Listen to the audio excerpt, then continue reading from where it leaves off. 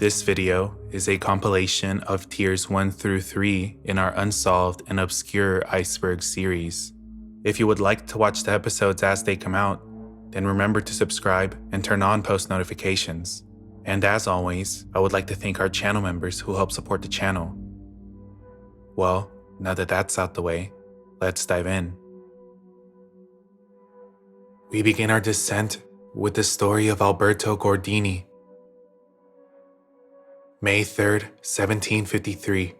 A gardener by the name Alberto Gordini and his wife are walking in Sicily, Italy. There are different translations. Some state that they're in the town square, and others say that they're in a garden, but each account confirms that there were multiple witnesses to this incident. The story goes that while walking one day, Alberto just vanished into thin air, and not like people turned away and turned back to find him gone. It was more like he just fell through the floor and dematerialized. There were multiple witnesses to this incident, and people searched everywhere for him. Quickly word spread, and it puzzled the whole town. But eventually, everyone moved on and forgot about Alberto, until 22 years later, on the same day, place and time that he originally vanished. Alberto reappeared, looking exactly like he did on the day that he went missing. And what made it even stranger was that to Alberto, it felt like it had only been 30 minutes.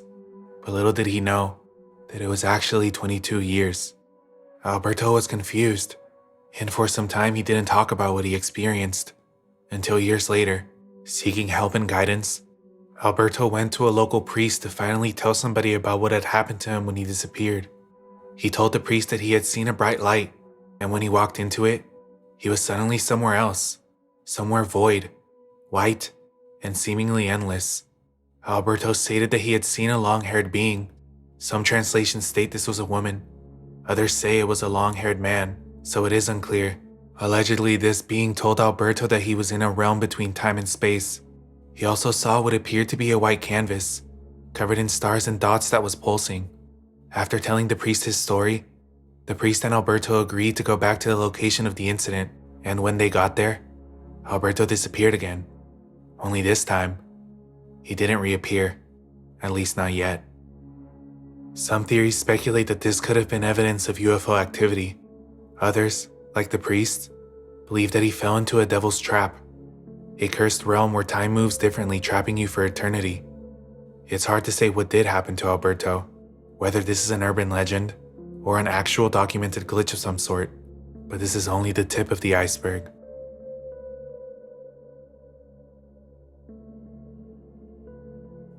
The Kinross Incident is the case of First Lieutenant Felix Moncla, who was an Air Force pilot for the United States. Felix was born on October 21st, 1926, and enlisted in the Army after graduating high school.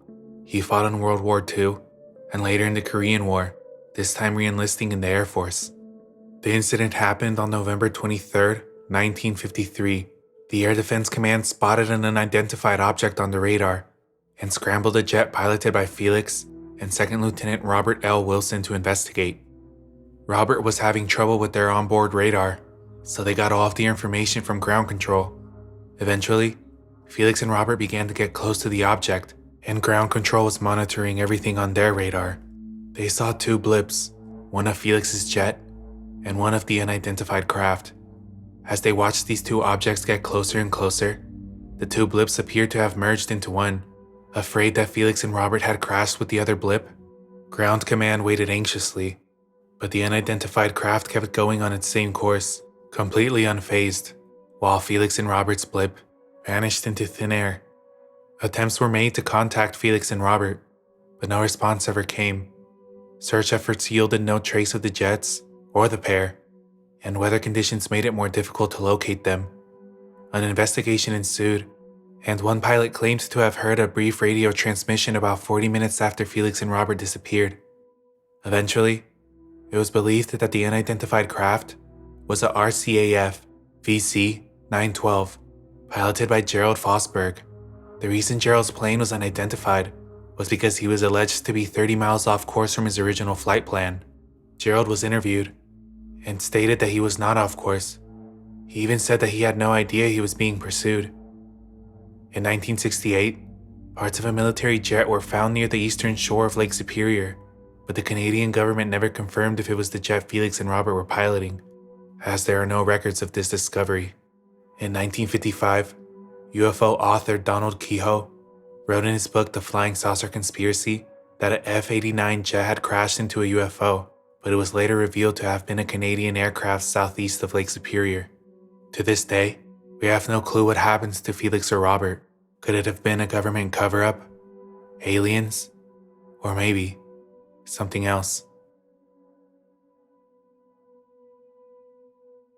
Welcome back, folks. Tomorrow marks the 70th anniversary of an unexplained military aircraft disappearance over Lake Superior. This is known as the Kinross Incident. First Lieutenant Felix Moncla and Second Lieutenant Robert Wilson were aboard the F-89C. However, neither would return from the mission. About 77 miles north of the Calumet station, both aircraft converged on the radar and vanished. A search that spanned multiple days turned up nothing.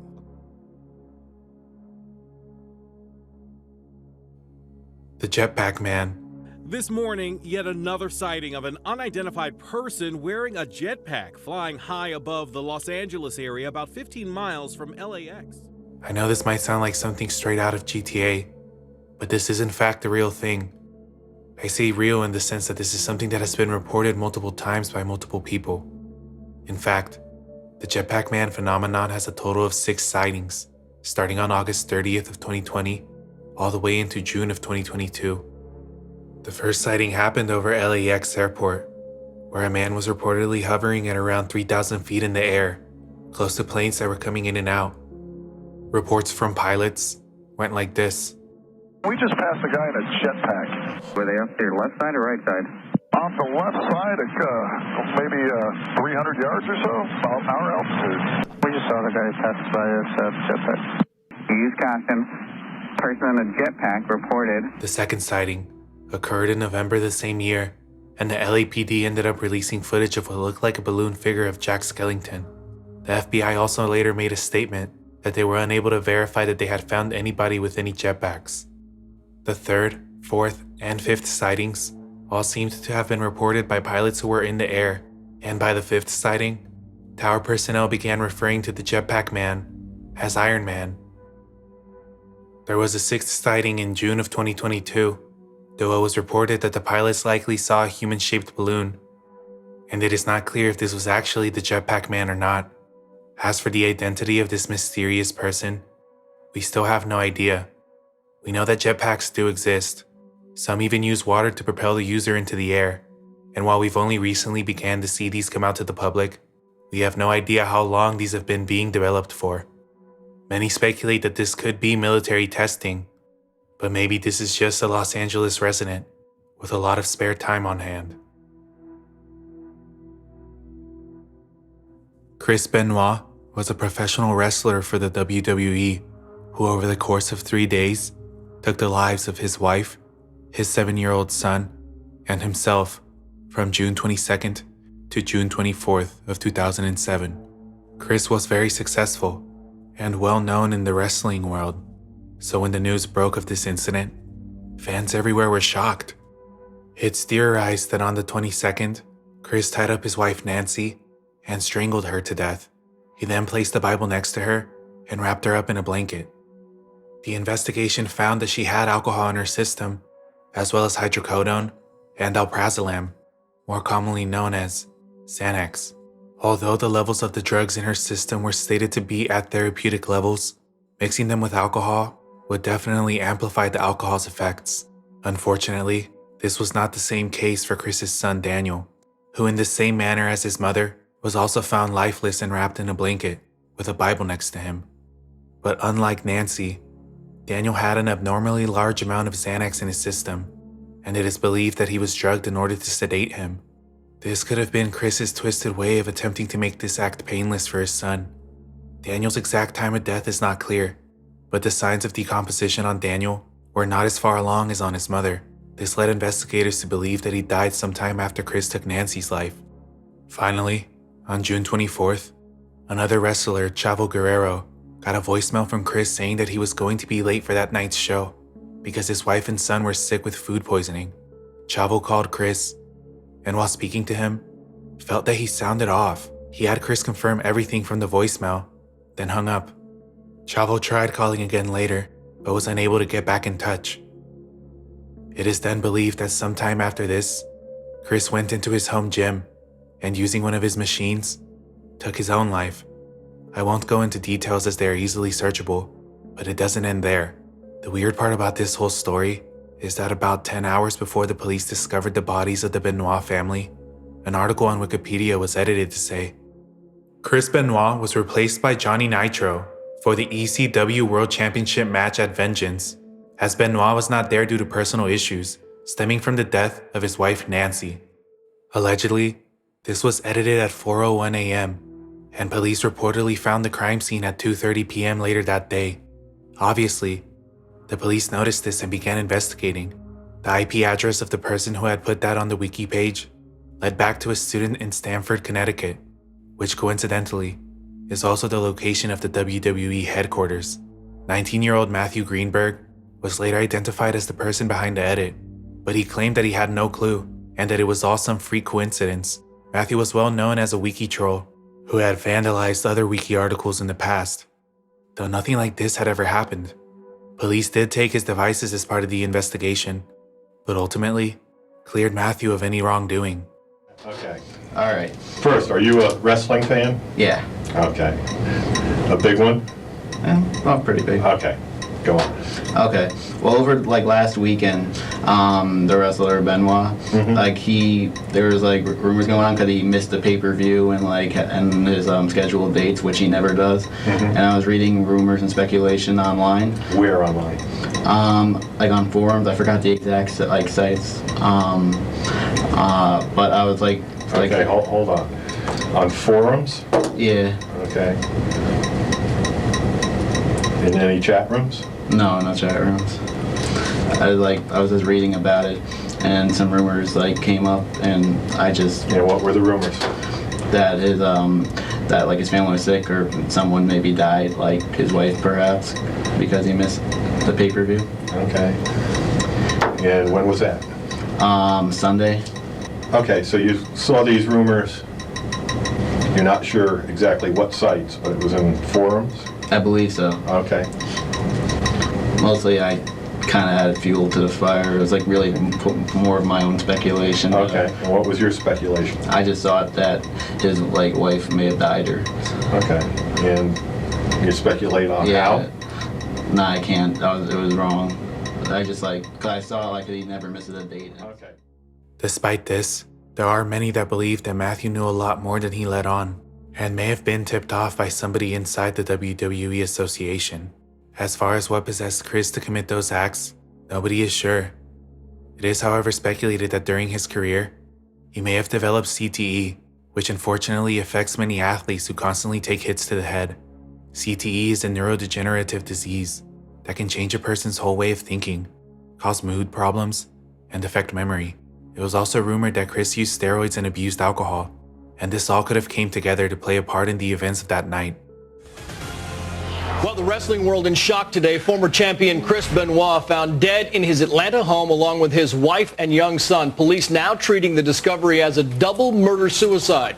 World Wrestling Entertainment says Benoit failed to show for 2 live events over the weekend, and apparently at least one suspicious text message sent to friends prompted wrestling officials to send police to his house. On the phone now, staff writer for the Atlanta Journal-Constitution site. The case of the Benoit family is a tragedy, and has left a scar on not only those who were close to the victims, but on the WWE and its millions of fans.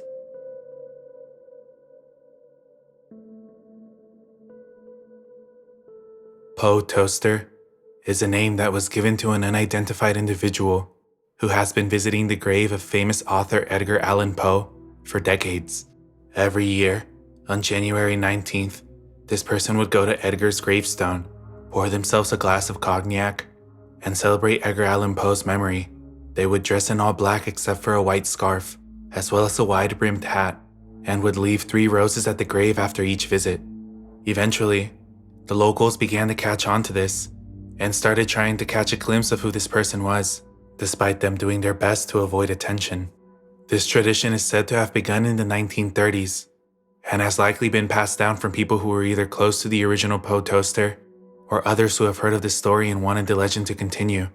There have been numerous people who have claimed to have started the tradition, but many of the stories have holes in them, and so, the true identity of Poe Toaster has not come to light yet. In 2010, the nightly visits seem to have stopped out of nowhere, maybe because of the media attention, old age, or maybe they just didn't want to continue doing it anymore. The previous 2009 visit would have been the 200-year anniversary of Edgar Allan Poe's death, and many speculate that this could have been a good stopping point. But the tradition would be revived later on, in 2015, when the Maryland Historical Society held a competition to elect a new toaster in an effort to keep the legend alive and attract tourists. Edgar Allan Poe was one of the most influential authors in history, and his work has been the inspiration to many all over the world, no matter what day and age. It's no wonder some people would want to honor his memory, and somehow, the idea that for decades an anonymous person visited his gravesite in the middle of the night just to share a toast and leave flowers is very fitting of the author's legacy. Not deer refers to sightings of animals that resemble deer, but upon looking closer, are often disfigured or have predator-like features. A lot of these sightings are reported in the Appalachian Mountains and have been linked to the Navajo skinwalker legends. According to the legends, a skinwalker is a being that can take the form and mimic any animal, even people, in order to get closer to its prey. Stories of these beings have been told by Navajo people for decades, and deer are said to be some of the most common forms these skinwalkers prefer to take. A more scientific explanation for the not deer could be diseases like rabies and CWD, or chronic waste disease, as there have been many cases of hunters encountering these sick animals that act completely different due to the effects of the disease. This could also explain the reports of deformities, since these animals can become aggressive and end up with wounds that make them look like walking zombies. So supernatural being or diseased animal, deer on their own are already creepy, but this is still something to consider the next time you're deep in the woods. According to Wikipedia, Tartary, or Tartaria, is a historical name for Central Asia and Siberia. Ignorance surrounding Tartary's use as a place name has spawned pseudo-historical conspiracy theories, including ideas of a hidden past and mud floods. Tartary is made up of central Afghanistan, northern Kazakhstan, and Magnolia, China. People believe that the lost Tartarian city had advanced technologies, but was seemingly wiped out by a mud flood, as well as being demolished and hidden during the events of World War I and II, by basically blowing up all of the historical buildings in the area. Again, this is one of those conspiracy theories that took off on social media, primarily TikTok, so do with that information what you will. It feels more like fanfiction, to be honest, as there is no real proof of any lost technology, but then again, maybe that's what they want you to think. Skyquakes are a phenomenon where loud sounds are heard coming from the sky with no visible source. From low hums that vibrate entire homes to trumpet-like horns, reports of skyquakes have come from places such as Japan, India, Australia, Alaska, and many more. It seems to occur all over the world. We don't have an exact cause for these sounds, but some have speculated that it could be meteors, coronal mass ejections from the sun, and even gas escaping the earth. Seismologists from the University of North Carolina concluded that skyquakes do not come from seismic activity. In Christianity, it is believed that the sound of 7 trumpets will be heard coming from the sky as a sign of the apocalypse.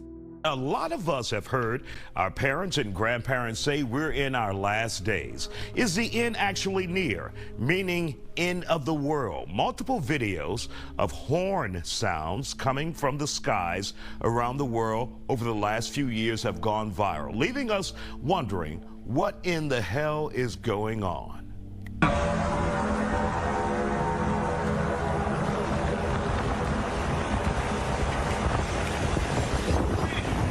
Crazy, man.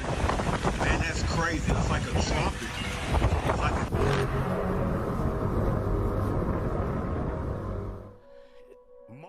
Other events such as earthquake lights are a phenomenon in which flashes of lights are seen on or near earthquake activity, and reports date back as far as 869, to which we still have no explanation.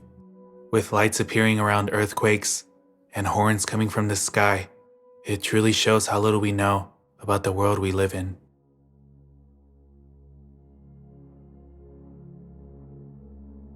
On August 2nd, 1993, 7 hikers started their journey through the Khamar Daban mountain range. The group was led by a woman named Ludmila Korovina, who was 41 at the time, and consisted of her 6 hiking students: Alexander, Timur, Victoria, Valentina, Tatiana, and Dennis, whose ages ranged from 15 to 23 years old. The students trusted their teacher. Despite her reputation of being tough on them, they all respected her. The forecast on this trip was supposed to be clear skies and nice weather, and in 3 days, the group had planned on meeting up with another group led by Ludmila's daughter, Natalia. For the first 2 days, everything went well. The group had a great time, and the students got a chance to show off everything they had learned together. But on August 4th, one day before the 2 groups would meet, the weather went south, and the hikers were hit with heavy rain. Unable to light a fire and slowed down by their wet supplies, Ludmila's group decided to call it a day. And by morning, they had a fire set up and were eating breakfast again while planning to meet up with the second group. Except when Natalia's group got to the meetup spot, her mother wasn't there, and her group didn't make it. Natalia continued her hike, assuming that her mother's group had gotten slowed down by the rain, but what she didn't know is that something much worse had occurred. No one had seen or heard from Ludmila's group until 5 days later, on August 10th, when kayakers who were on the river spotted a girl along the tree line. The girl was dirty, and it appeared like she was covered in blood. When they got to her, she was clearly in shock, and after some time she introduced herself. This girl was Valentina. The kayakers took her to safety, and after a few days she told everyone the story of what happened. According to Valentina, shortly after eating breakfast, the group began to make their way to the meeting point, when suddenly, Alexander let out a scream. The group turned to him, and he was foaming at the mouth with blood coming from his eyes and ears. Eventually, he fell to the ground. That's when Ludmila rushed over to him and began attempting to help. She instructed the others to keep moving, but not long after, her screams were heard as well, and the same symptoms began to show on her too. Tatiana was next, and her symptoms were so bad that she allegedly ended up bashing her head into a rock, almost as if she was possessed. Victoria and Timur attempted to flee, but they also developed the same symptoms and collapsed to the ground, spewing blood from their mouths and clawing out their throats. At this point, only Dennis and Valentina were left, but as they ran, Dennis also fell victim to this strange illness. Valentina ran as far as she could until she felt safe and eventually fell asleep, only to wake up the next day inside of the same nightmare as the night before. She realized that her only way to survive would be to go back to the campsite and collect the supplies, so that's what she did. When she got to where everything happened, she found everybody in the same position as before, still and lifeless. She grabbed their supplies and began to follow power lines until eventually the kayakers found her. A search was not conducted until August 24th, 19 days after the incident allegedly occurred, and when the bodies were autopsied, it was concluded that all of them except for Ludmila had died of hypothermia. Ludmila was believed to have had a heart attack. They all also had bruised lungs. To this day, nobody is sure what actually happened that night. There are theories that they may have stumbled upon a Russian testing area for nerve agents. This is coming from the fact that the victims are said to have been foaming at the mouths, bleeding out of their eyes and ears, and also have had bruised lungs. This could be a good possibility. Novichok gas has been suggested as the culprit. This nerve agent was developed in 1971 and has been used in the past to conduct assassinations. Its effects are dosed similar to the ones the hikers experienced, and ultimately leads to cardiac arrest. Though if this was what took the lives of the hikers, it's definitely being covered up. Another theory is that Valentina was in such shock that she may have thought all of this happened, when in fact something else happened entirely, this being some form of coping mechanism for the trauma she endured. And finally, the theory that during breakfast, the group may have accidentally ingested some form of poisonous mushroom or any other kind of toxic plant. This one is a little difficult for me to latch onto, because the group was well aware of what plants were safe to eat and what weren't. but it could explain why Valentina saw what she saw. This remains as one of the biggest unsolved mysteries, and if you want to watch a full breakdown video, I recommend Nick Crowley's version, which I will have linked below.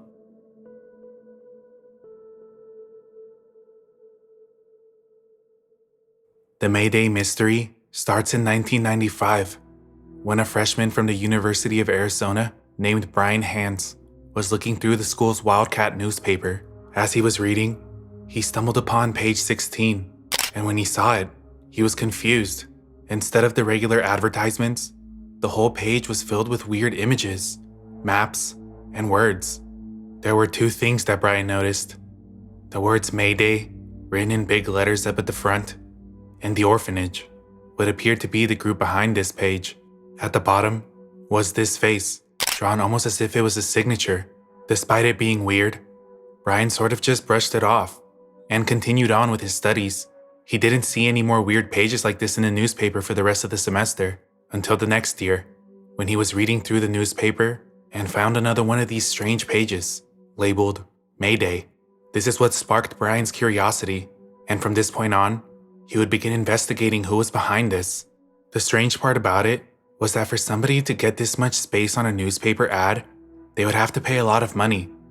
It already costs money to have a regular-sized ad, but one that takes up the whole page, only to display strange images and weird coded phrases, it just didn't make sense. There had to be some form of motive for wanting to do this.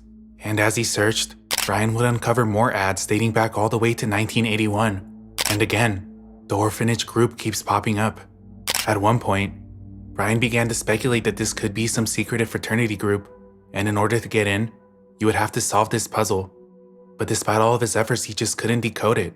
This led him to create a website, maydaymystery.org, where he would begin to document every ad he found in an effort to get others to help uncover the mystery. He even went on to get a job at the university, which gave him more time and resources to continue his search. In an unrelated series of events, a few years after Brian had attended the University of Arizona, a woman by the name Kate Vesley would also attend the university, and she too would stumble upon one of these Mayday advertisements. This would drive her to conduct her own investigation. One of her first theories was that this was a group of very intelligent students who would communicate in code through these ads, and as she analyzed the pages, she noticed that they featured multiple languages.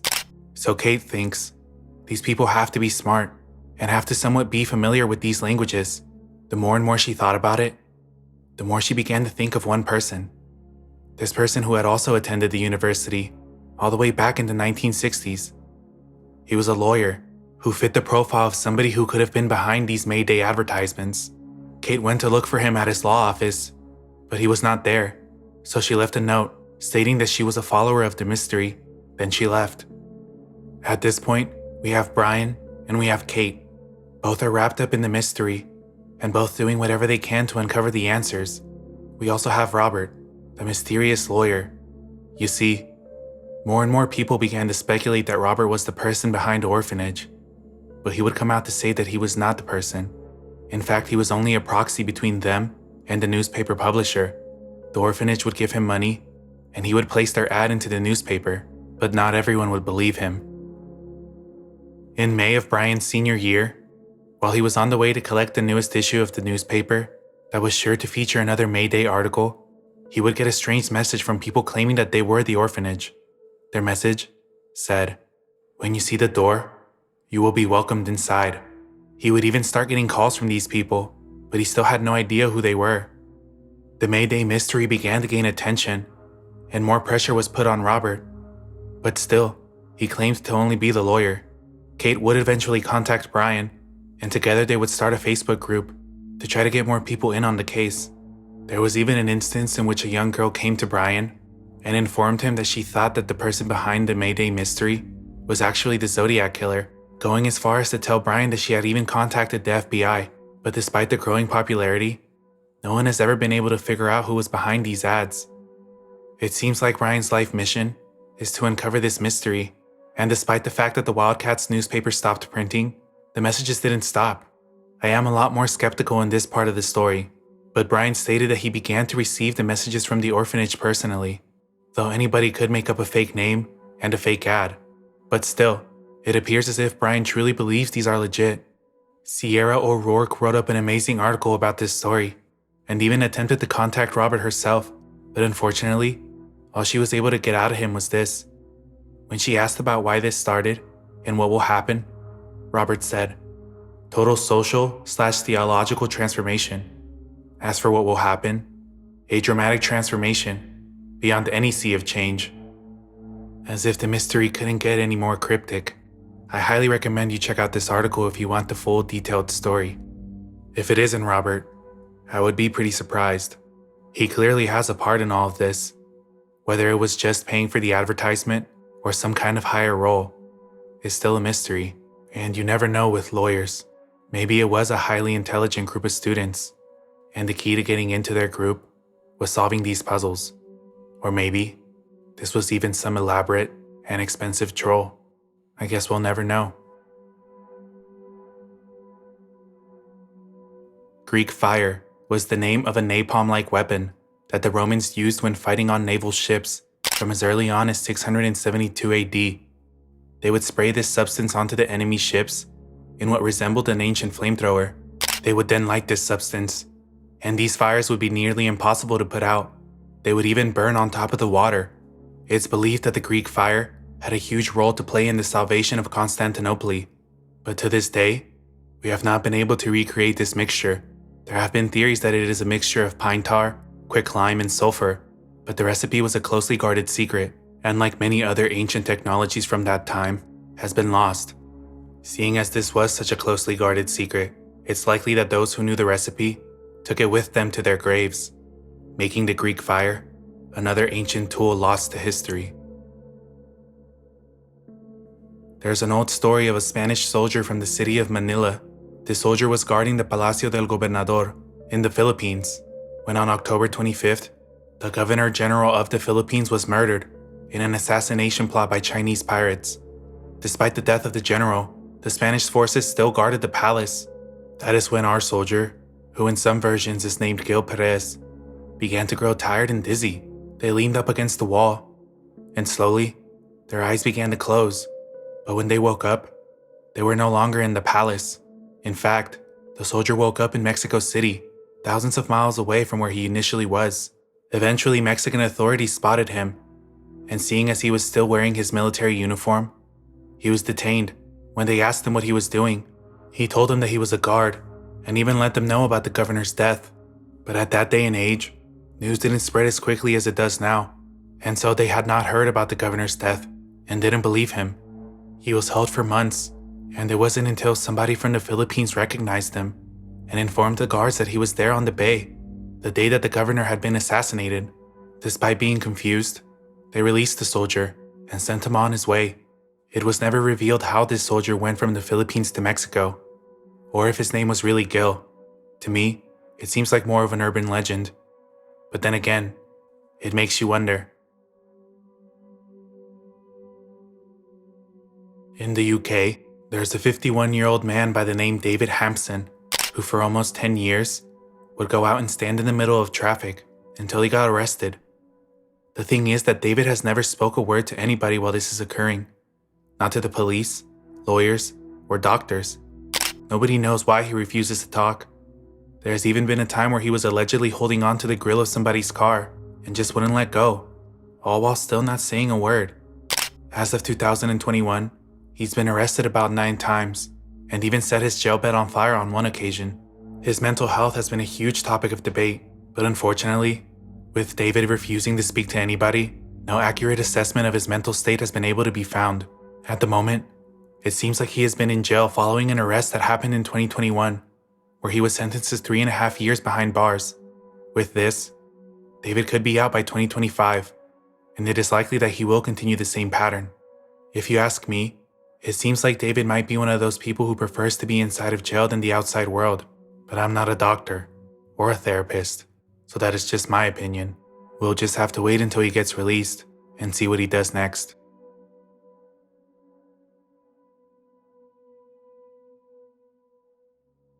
Andy Kauffman was a beloved comedian who was very popular throughout the late 90s. Unfortunately, Andy passed away in 1984 at the age of 35 after being diagnosed with lung cancer about 2 years prior. This devastated his friends, his fans, and his family. Andy was so loved that after his passing, an awards show was named in his honor, and it was at this awards show that his brother Michael Kauffman would announce that he had found a paper that detailed Andy's plans to fake his death and to return in 1999 inside of a restaurant on Christmas Eve. Obviously, this took everyone by surprise, but Andy was known for his outrageous stunts, and faking his death seemed like something he was capable of. He was an entertainer after all. And so, the belief that Andy faked his death began to grow amongst fans. Fast forward to 1999, the year that Michael stated his brother was going to come back. Michael did end up going to the restaurant that Andy had specified in his note, but when he got there, Andy was nowhere to be seen. Instead, another person came up to Michael and handed him a letter that they claimed came from his brother Andy. Inside of the letter, Andy let Michael know that he was happy and living a quiet life now, that he wanted to get away from all of the noise. Obviously sad that his brother wasn't there, but happy that Andy was living a quiet life now, Michael accepted this. And 14 years later, in 2013, Michael would shock the world with more news of his brother. At another awards show in the Gotham Comedy Club, Michael took to the stage, but this time, he was accompanied by a 24-year-old woman. Michael would then introduce this woman as Andy Kaufman's secret daughter, who was born 5 years after Andy had allegedly passed away. This woman went on to say that Andy did in fact fake his death because he wanted to live a quiet life and raise a family. She stated that her mother owned a business and that Andy was helping her run it while staying out of the public's eye. But this was a complete lie. The woman's true identity was quickly revealed to the public. Her real name, Alexandra Tatarsky, an actress from New York whose actual father was a doctor in Manhattan. Her claims were further debunked when Andy's girlfriend at the time of his death stated that it was impossible because she was with him when he passed. She saw it with her own 2 eyes. But Alexandra wasn't the only one catching heat, because Michael Kauffman was on the other end of everyone's scope as well. People would claim that this was all a publicity stunt, but Michael would go on to say that he was the victim of the hoax as well, and believed that this girl was not acting alone, that her and some unknown persons took advantage of him. Obviously, this hasn't stopped people from being skeptical of him, but in my opinion, I think it is possible that some bad faith actors took advantage of Michael's grieving and tricked him into believing that his brother was still alive. There are those who still believe that Andy could be out there somewhere, but it is more likely that this hoax just got out of hand and managed to fool even those who were the closest to Andy. Almost 30 years after his death, a brand new Andy is alive rumor is raging through the internet just over the past 24 hours. It takes a little explanation. At the show, Andy's brother Michael took the stage and said that although he watched his brother die, he now has questions. He talked about finding in his brother's writings plans to fake his own death and then to reappear in 1999 at a certain restaurant. Michael says he showed up to the restaurant back then and was handed a letter telling him Andy was happily married with 2 children and didn't want anyone else to know, especially their father. Did Michael Kauffman reveal the greatest hoax, or are we now just victims of another one? What's your take on what happened on Monday night? I'm still trying to process it all. There were articles that came out today that have forwarded the action, but regardless, I'm questioning things as much as you and everybody else is. Now, Michael, I'm sure you know there's a report from the Smoking Gun website that this woman is an actress. Yes. And they say that you recruited her to play this role, according to a source of theirs. Can you respond to that? Is that true? That is not true. So the Smoking Gun source is lying. You did not recruit this woman. You never saw her until that moment. Right.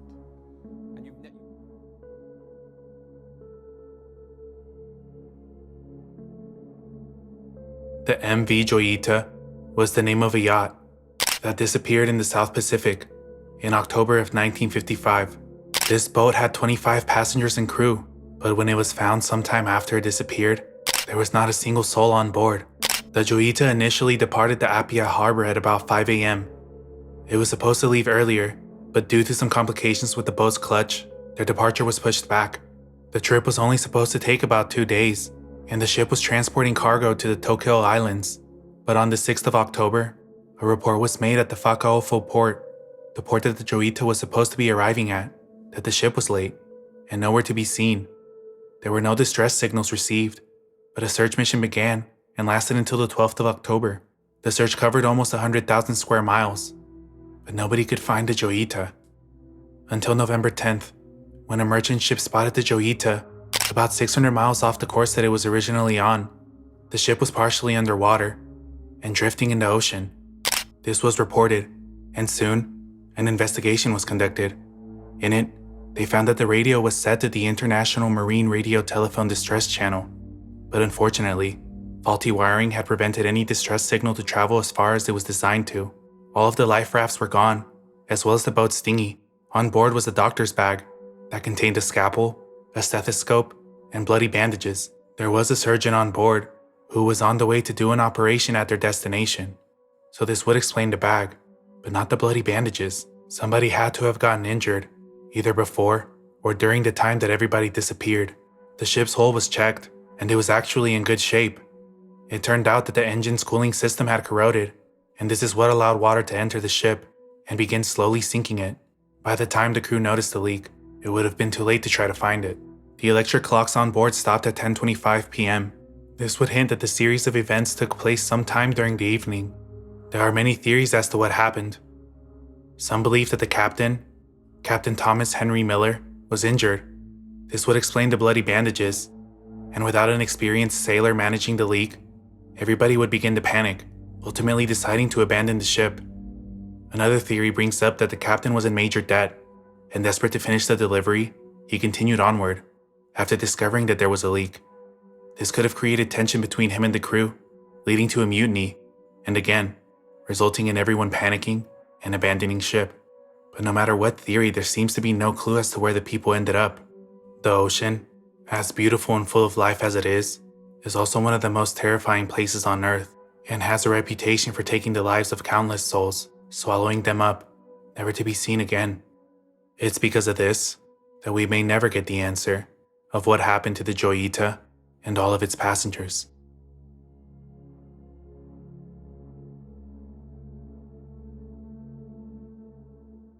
In 1977, a couple in the UK, whose names were Caroline Bond and Peter Bolton, were working on restoring a local post office they had purchased, and on September 17th, Caroline spotted something on their property. She got closer to get a better view. There, she saw a strange green blob floating around the property, at one point being less than 15 feet away from her. She called over her husband Peter to witness this as well, but Peter had to go back to get his glasses.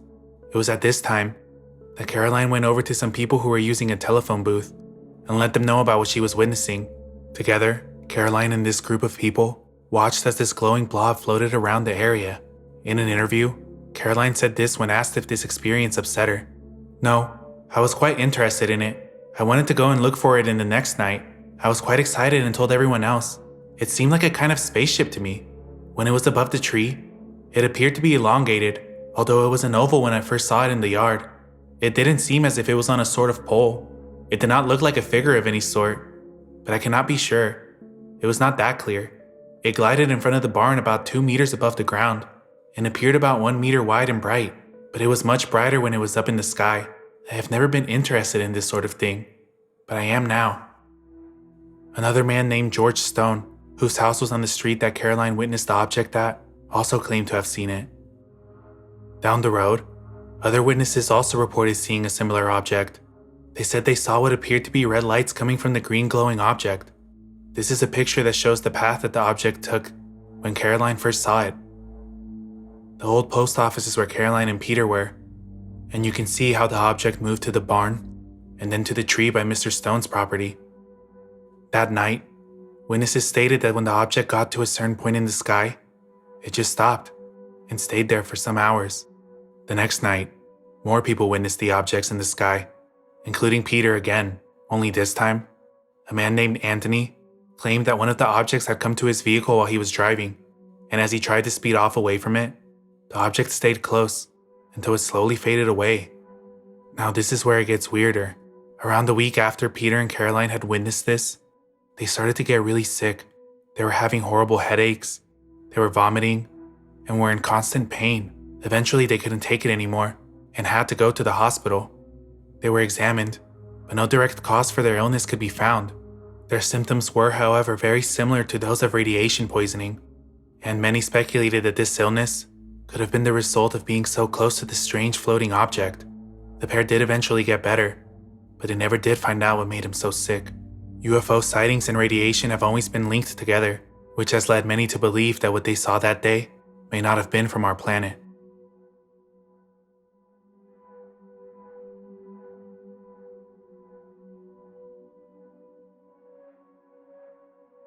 The Cold Cigarette is the story of an Italian man named Carlo Rossi, who on July 25th of 1952 was out fishing in the Serchio River in Italy.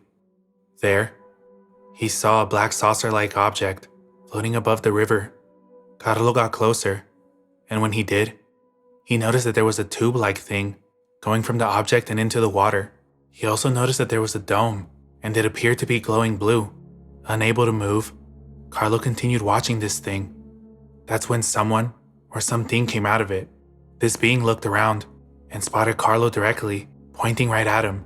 This terrified him, and Carlo dropped to the ground. That's when he felt a surge of electricity run through him.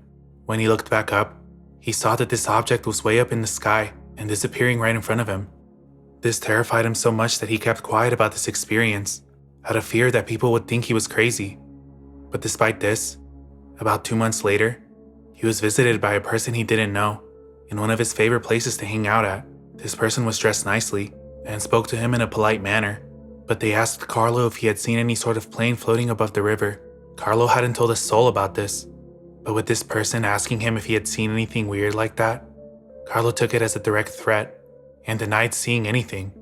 He knew he had seen something he wasn't supposed to, and that's when this man handed him a cigarette with a strange marking on it. Under the pressure, Carlo took the cigarette and began to smoke it, hoping that it would ease his anxiety, but immediately, he began to feel sick.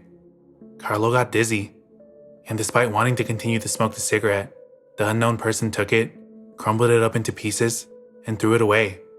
Carlo had been quiet, but now, things were different. He began to feel that he was being watched, like he was being threatened for seeing something he wasn't supposed to. The paranoia made him go up to the government, where he made a sworn statement describing everything he had seen that day on the river. There is a website, ufology.patrickgross.org, that has a really good breakdown of the incident, as well as multiple news sources on the story. But ultimately, the author, Patrick Gross, lands at the conclusion that this story could have just been a media or a witness hoax, maybe even both. There is not enough evidence to definitively prove Carlo's story, but there are multiple news articles about it from the late 1900s. And even this drawing of the craft that Carlo had allegedly seen. Is this evidence of UFOs? Or even the infamous Men in Black? I don't know. But it's definitely strange. At the center of our Milky Way galaxy is an invisible force so powerful that not even light can escape. This force's gravitational pull is so overwhelming that the entire galaxy is eternally trapped in its orbit. We call this force a black hole. Despite our technological advances, we are still trying to understand black holes. See, things get weird the closer you get to one of these voids. Time begins to move slower due to the immense gravitational forces curving space and time itself. The same gravity is also capable of bending light. Around it is the accretion disk, where gas circles the black hole at unimaginable speeds, emitting intense radiation. As we get closer, we approach the photon sphere. This is where light begins to bend.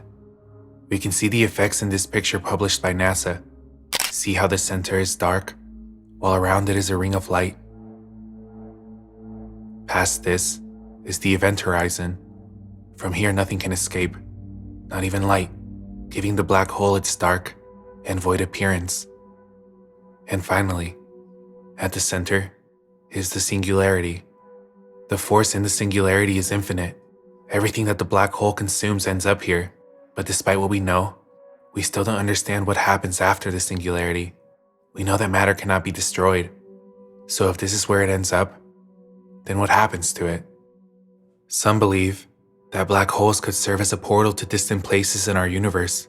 We call this a wormhole. If you were to take a piece of paper and put 2 dots on each side, there would be some distance between them. The same goes for our galaxies. These points on our paper represent the 2 galaxies, far apart, and the paper space itself. Now, if you wanted to travel to another point, or galaxy, it would take a long time due to the distance in between. But what if we could just fold our paper over and line up the 2 points? Then, instead of traveling the vast distance, we could be there almost instantaneously. This, in a sense, is the basic concept of a wormhole. But in order for this to happen, we would need a force stronger than anything we could construct. Something strong enough that it could warp space and time itself. Something like a black hole. The problem with this theory is that the gravitational force of the black hole would immediately rip us up in a process known as spaghettification. We would need an equally powerful but opposite force acting against the black hole to push and create something like a force field in order to travel through. This, of course, is all theory, as we don't have any evidence of the existence of wormholes, but it is something that researchers have continuously theorized about. Another theory is that inside the black hole are other universes. Because we truly do not know if the matter is destroyed or not, this has led people to believe that black holes could act as some sort of bubble, containing everything it consumes inside of its own separate space. Take a look at this chart of the history of the Big Bang. In the beginning, it's theorized that everything was a single point in space, a singularity. All of the matter that exists, all of the stars, and all of the galaxies existed as this one dense point before violently exploding and evolving into the universe that we live in today. And what do we know that can take matter like this and form a singularity? That's right, black holes. In case you didn't know, there is a powerful and unknown force in the universe that is slowly moving every single thing closer to it. We call this the Great Attractor. But what if the Great Attractor is some sort of supermassive black hole, maybe even the black hole, that condenses the entire universe back into the singular point it was before the Big Bang, starting the cycle over and over and over again? I'm not a scientist, but I've always been interested in space, and these are the sort of questions that I always seem to ask myself whenever I think about black holes. Their existence, while terrifying, is something so godlike, because nothing is more powerful than these invisible voids. But unfortunately, it's likely that we will not unlock the secrets of these black holes. Not in our lifetime, at least.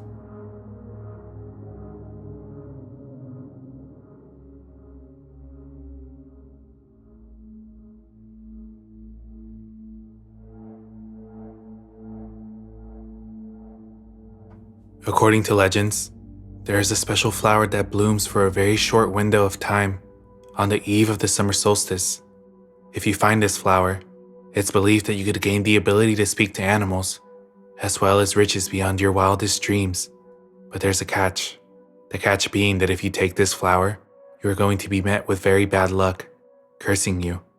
This curse is so bad that people have done their best to avoid this flower at all costs, as no price is worth its curse. The flower is known as the Fern Flower. Despite the supposed curse, there are some that believe this flower can bring fertility. In the Estonian and Baltic tradition, young couples would take to the woods on the night the flower bloomed, with intentions of conceiving children. But of course, this is only a legend.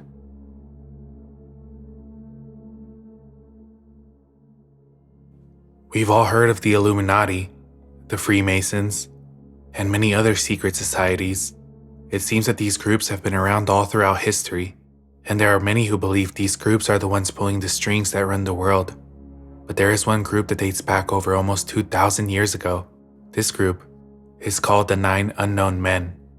In the 3rd century, around the year 237, the Emperor of India, Emperor Ashoka, turned to Buddhism.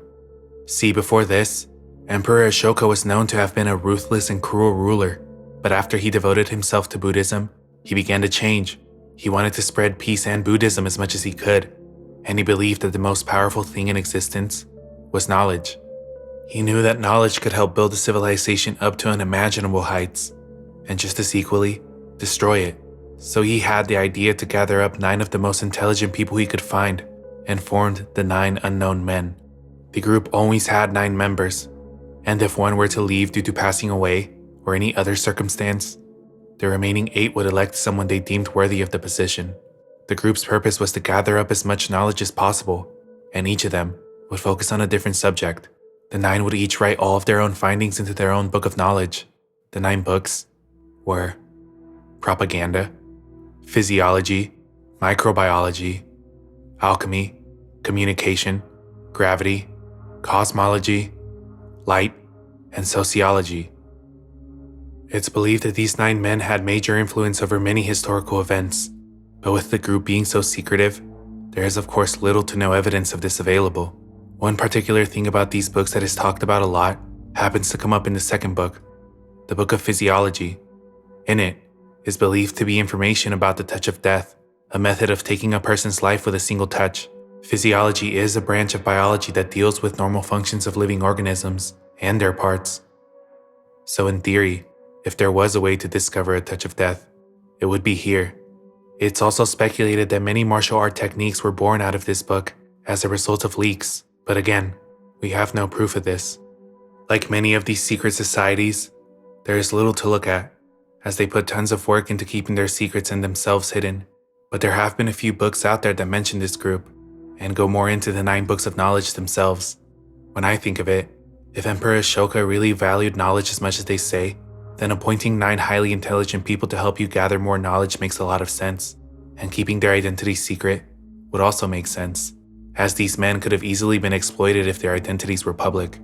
But as for their role in society and the influence they had, I have no clue. But even now, almost 2,000 years later, the legend of the 9 unknown men is still being talked about. One can only wonder what they were really doing behind the scenes.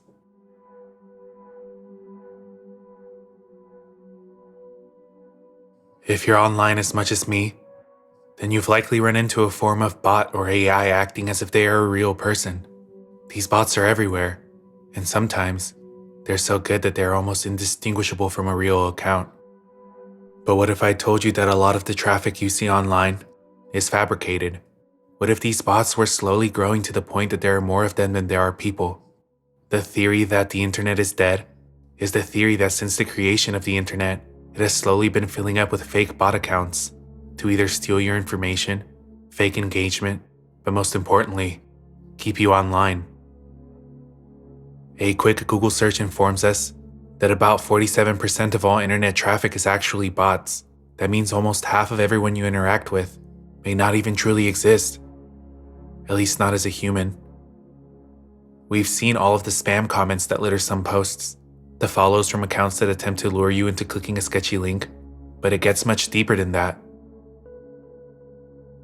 The Defense Advanced Research Projects Agency, or DARPA, is a research and development agency of the United States Department of Defense, responsible for the development of emerging technologies for use by the military, at least according to Wikipedia.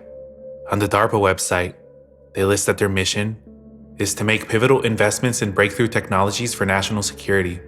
Basically, these are the people that the US government goes to when they need to develop new technologies, and one of their most notorious projects is LifeLog. LifeLog was a project of Information Processing Techniques Office of the Defense Advanced Research Project Agency of the United States Department of Defense.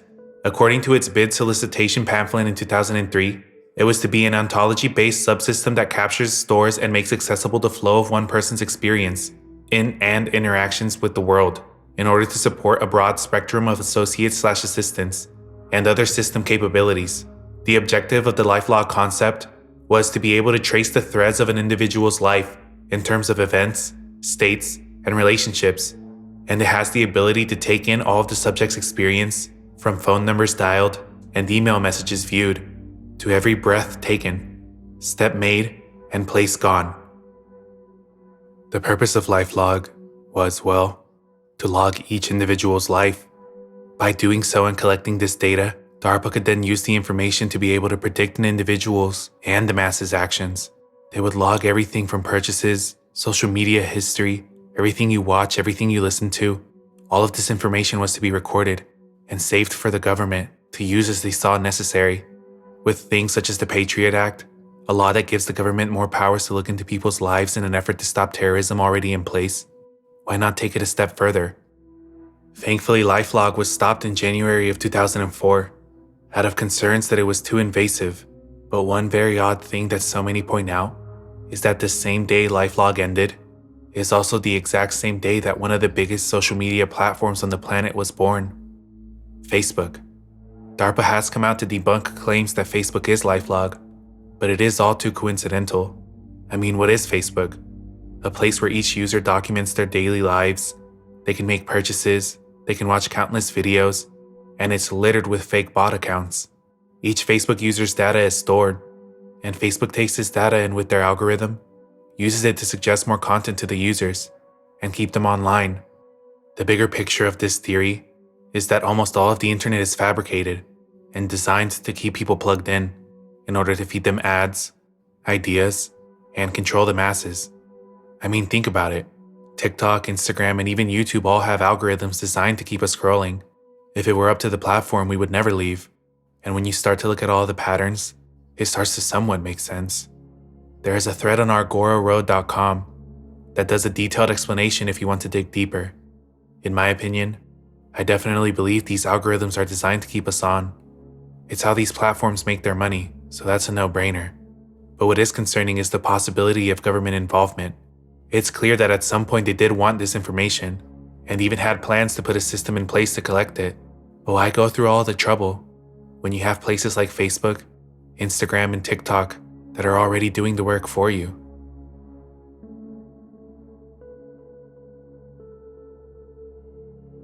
Crawlers are pale, cave-dwelling humanoids that evolved to live in the dark. It's said that these range from 4 to 5 feet tall and have very sensitive hearing. They primarily live off of mice, rabbits, and other small animals that can be found in or near caves. Crawlers are believed to make a loud screech when hunting, and are even the main subjects of one of the most viral horror images on the internet. Some theorize these creatures evolved from humans who lived in caves hidden away, but obviously, this is all speculation, and we have no evidence of their existence. It's more likely these are fictional creatures, but I still found them interesting enough to include in the video, due to the popularity of this image. Staying with the theme of cryptids, we move on to Fleshgaits. It's believed these creatures are a lot like skinwalkers, in that they can mimic and take the form of other beings. To me, these are more reminiscent of the monster from the movie It, in which the monster takes the form of its victims, impersonating and tricking those around it. Fleshgaits prefer to stalk their prey for long periods of time, gathering up as much information on them as possible before they attack. Whenever one is around, the victim will hear various unsettling noises. A way to detect a Fleshgait in disguise would be their body language, as they can be very paranoid of being caught. Asking very personal questions to the individual works as well, as the Fleshgait would not have knowledge of past events. Like many of us gamers, Fleshgaits' goals are to collect as many skins as possible, and unlike skinwalkers or the Wendigo, Fleshgaits are less talked about, but still a fun cryptid to look into. Around 2006, a man by the name Andrew Basagio came forth to state that he had evidence that he was a child participant in government time travel experiments conducted by our good friends at DARPA. While any other time, this would be taken as some sort of joke, with Andrew, it was different. Andrew was a lawyer, a political activist, and would even run for president of the United States. Andrew claimed that as a child he had witnessed the events of the 9/11 attacks in one of these DARPA experiments. These experiments went by a code name, Project Pegasus, with projects such as the Philadelphia experiment, an infamous test in which the government was alleged to be experimenting with teleportation. A claim like this doesn't sound that unbelievable, but Andrew has also claimed that the former President Barack Obama had visited Mars when he was younger, so do with the information what you will. On the Integrative Energy Medicine website, there is a picture that they claim is Andrew as a child at the Gettysburg Address during one of the DARPA tests. It seems to me that this is more of a conspiracy-driven politician, but who knows? The Unabomber was a participant in Project MKUltra, and we were told that MKUltra did not exist for some time. Mind control? Teleportation? Why not time travel? There is a story from a person named Mel Phillips that was posted onto the 4TN Times website. Thanks to the Wayback Machine, we were able to pull up a screenshot of the story that was taken on May 20th of 2004. The story reads like this. In June 1995, I was going to work. I lived next to where I worked at the time. A security badge was required to enter through the back door to the building where I worked. I went up the stairs to the second floor and turned right to enter a large work area I always entered. But to my shock, there was only a small room that had windows where a wall should have been. There were also several long couches and a fixed bench against the wall where the windows were. There should have been cubicles dividing the portable walls you see in high-tech offices. A small room of about 25 feet square had replaced the 250 by 50 foot room I was expecting to see, as I had seen for over a year. I descended and reascended the stairs 4 more times to try to see if the new room to the right of the top landing would revert back to what it was supposed to be, but it remained different than what I knew it ought to be like. I was beginning to panic when someone I knew showed up to go to work. He always took the same right turn I was trying to make to get to his cubicle, so I followed him up the stairs just behind him. This time, when we made the turn together, the room appeared as it should have been. My coworker never knew of my weird attempts to get to my office. I kept quiet for obvious reasons. Has anyone else ever had a weird event like this happen to them? I hope I never encounter another one. It really shakes you up. It's more likely this is just a story, but the experience is awfully reminiscent to the back rooms. The fictional interdimensional space, full of never-ending and random rooms, except in the writer's case, their usual workplace was transformed into a different, but smaller room. Perhaps the author took a wrong turn despite believing they were on the right path. Maybe they somehow hallucinated this experience.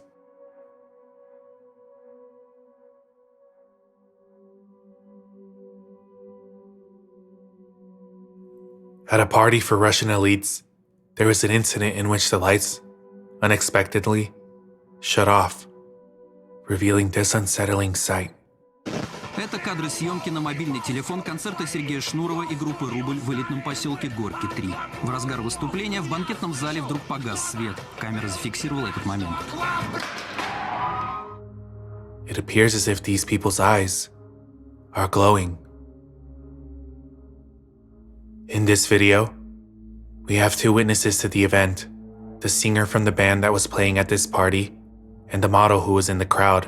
Both claimed that when the lights shut off, the guard's eyes appeared to glow brightly. Sergei, the singer, even goes as far as to say that the drummer from the band was so scared that he ended up dropping his drumsticks. After this, the band left the scene in horror. The model, Natalia, would state that she believed that the elites were using stem cells. I don't know for what purpose, but the video of these eyes is unsettling to say the least. There are theories out there that these people with glowing eyes are actually not people at all, but instead, reptilians. Other more plausible theories speculate the use of reflective contact lenses, but I wouldn't see the use of them in a setting other than a Halloween party or a movie. Still, there has always been tales of elites doing dark things behind closed doors. There's a post from December 21st, 2012 on the Ask Reddit sub that asks, "What is an extremely /dark creepy true story most people don't know about?" And a user by the name Zombie Gaddafi would see this post and comment this. "Nobody knows about this story, but I'll tell you Reddit. This is about my uncle. I think it was the late 70s or 80s. I can't remember which, but my uncle is old, like 50 now. Anyways, he took a trip to the Grand Canyon with his friends. They were driving along the Grand Canyon and stopped near this area with hedges and brush on the side of the canyon and decided to take one of your standard funny Grand Canyon pictures. They had a really funny idea. My uncle was to stand on the side of the canyon with a fishing rod and pretend to fish off at the side of the canyon. So they ended up taking the picture, and shortly after, packed up and drove off. So they took the role to be developed, and when they saw the picture, they noticed something very strange. In the picture not far behind my uncle was a man, dressed in all black with pale white skin standing there in the brush, just staring at the camera with a knowing smirk on his face. He said he and his 2 friends were at that spot for 15 minutes. My uncle and his friends claimed they did not know this man, that they were the only ones in the spot, and the Grand Canyon was vacant of tourists at this time of year. They still know nothing about the man, and the picture still exists. I will post it here if there's enough demand. I have to find it first. I think it's on his Facebook or something." And as it would turn out, there was a high demand, and so the OP would later on add this to the post. "Edit, here it is. My uncle is standing on the edge of the canyon, and the black arrow points to the phantom gentleman. It's not exactly how I remembered. He is not fishing off of the side of the canyon, and the guy does not have a knowing smirk on his face. Or maybe he did in the original, and it doesn't show up clearly on the scan. I saw the original when I was 14. Apparently my memory of it is a bit hazy. I know you're thinking it was probably extremely difficult for the photographer to not notice the man, but my uncle and the photographer swear by their story. He pulled my leg in the past, but I'm not a child anymore, and he still tells the same story. Many members of my family have seen the picture, and say they do not know the man either, and know the majority of my uncle's friends, especially the two that were on the trip. We can see in the picture that there is clearly another man, but it's hard to understand how the OP's uncle and the cameraman failed to notice the unknown person's presence. It doesn't look photoshopped. In fact, we can see what appears to be a coat and legs further down behind a tree. While not impossible to Photoshop, it would be very difficult to get it to look that clean in my opinion. The OP also claims that this took place in the late 70s, maybe 80s, so I don't think photo editing was as easy as it is now, if at all. One user, by the name Just Fan, would give their theory on who the person was. I've seen this one before, probably when it was first posted to Reddit. It definitely looks like a guy standing there, assuming that the photographers are telling the truth and they did not see/notice the man. It's an interesting piece to look at. The perspective of the man in the black is really big. He looks like he'd tower over the uncle standing on the edge of the cliff, which makes me think he's much closer to the camera than the uncle. But it doesn't look like there's enough space on that tiny outcrop to really adjust. His face looks huge compared to the uncle though, so if he's standing significantly closer to the camera, that would explain partially why the uncle didn't see him. He's clearly dressed for the cold weather, with his hood up like he'd been there for a long time. My guess, if the picture is true, is that the guy was there long before the uncle and friend showed up. Just stood there kind of waiting to be noticed, but never was. He was motionless, all in black, and the uncle and friend were convinced that the area was completely empty. And so, he just stood there silently while they took the picture, and went about their business and left without noticing him. I wonder what happened to the guy, and why he was out there for so long. I agree with this commenter. It feels more like an early photobomb. The mystery man looks young. He may have seen the pair taking the photo, and took the opportunity to get in it for fun. But somehow, the internet made this into one of the creepiest photos on the web.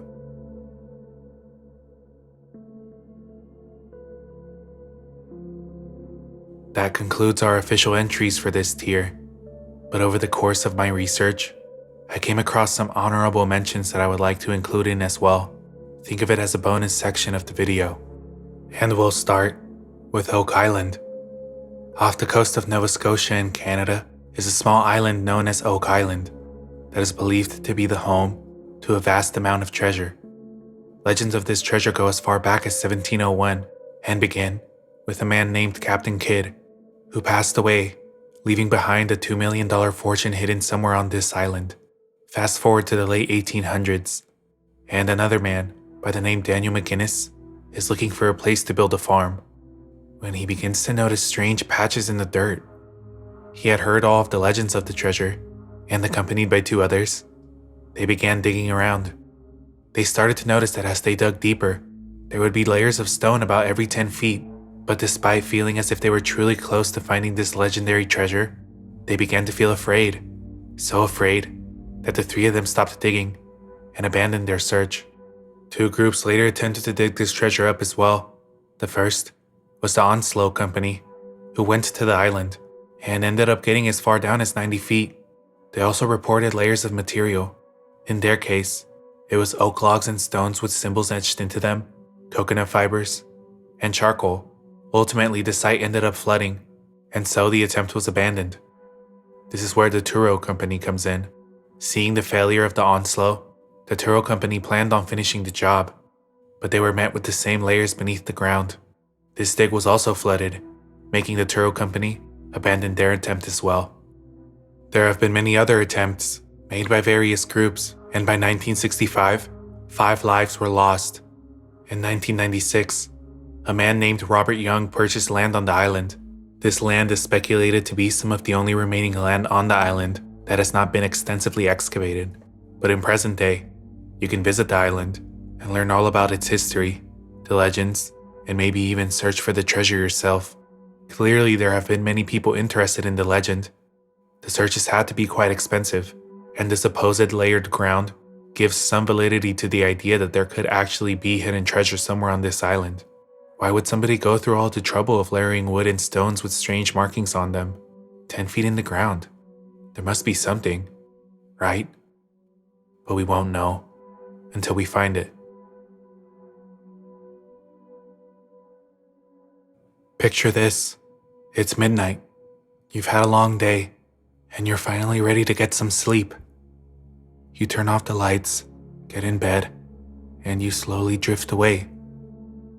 Suddenly your eyes open, and you can see your room. You think, I should get some water.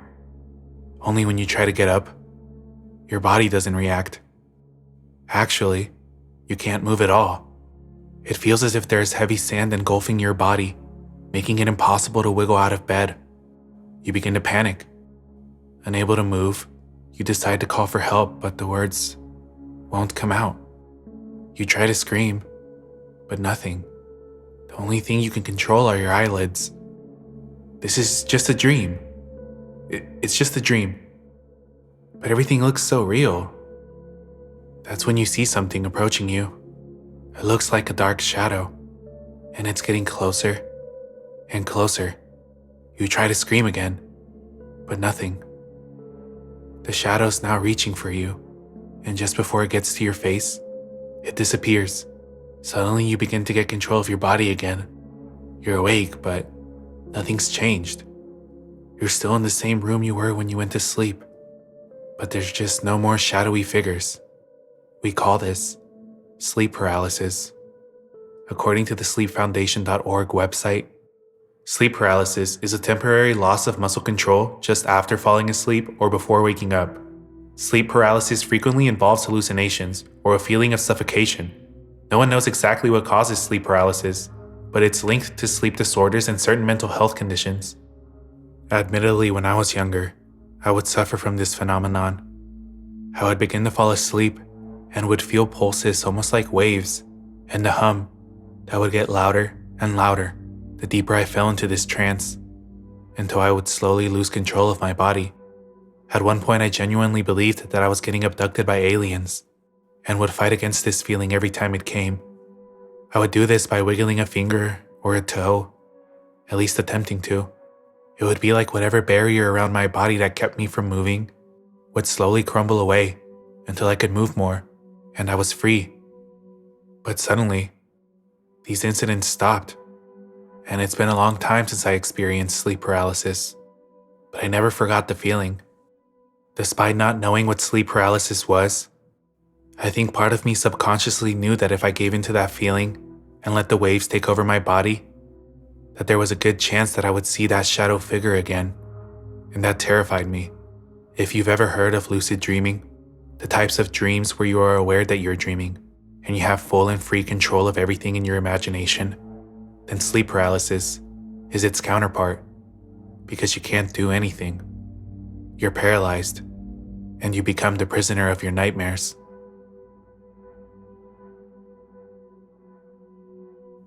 Our first entry starts with the mysterious case of Kathy Hobbs. Kathy had grown up in the 80s, and after Vivian, her mother, and her father divorced, Kathy and her mom moved to Vegas. Throughout her childhood, Kathy would always talk about how she believed she would die by age 16. She would constantly tell her mother that she did not want to grow up, and that she was afraid of turning 16. Growing up, she had also lost a close friend due to a heart condition. This, and the divorce of her parents, really began to take a toll on her. She would spend most of her time inside of her bedroom, and as her 16th birthday began to come around the corner, she would get more sad, and more afraid of dying. Finally, her 16th birthday came, and Kathy was fine. She felt relieved, and all of a sudden the fear of death began to recede, until July 23rd, in 1987, a little over 3 months after her birthday, when Kathy went up to her mother and told her that she wanted to go to the store. After, she was going to hang out with some of her friends. She informed her mother that she may be late and to not wait up for her. See, Kathy would often hang out with the children who lived in the apartment complex by the pool, so this was nothing out of the ordinary, and her mom let her go. then went to bed. This was around 11 p.m. And at 3 a.m., Vivian reported that she woke up to an intense headache. She stated that it felt like something hit her in the head. But after a while, the pain subsided, and she felt relieved, thinking, "It's over," eventually drifting back to sleep. When Vivian woke up, she went to check on Kathy, but when she got to her room, there was no sign of her. She searched the whole house, but nothing. Vivian quickly contacted the police, and soon, a search began. While all of this was happening, Vivian began to remember all of the times that Kathy told her she was not going to live past 16.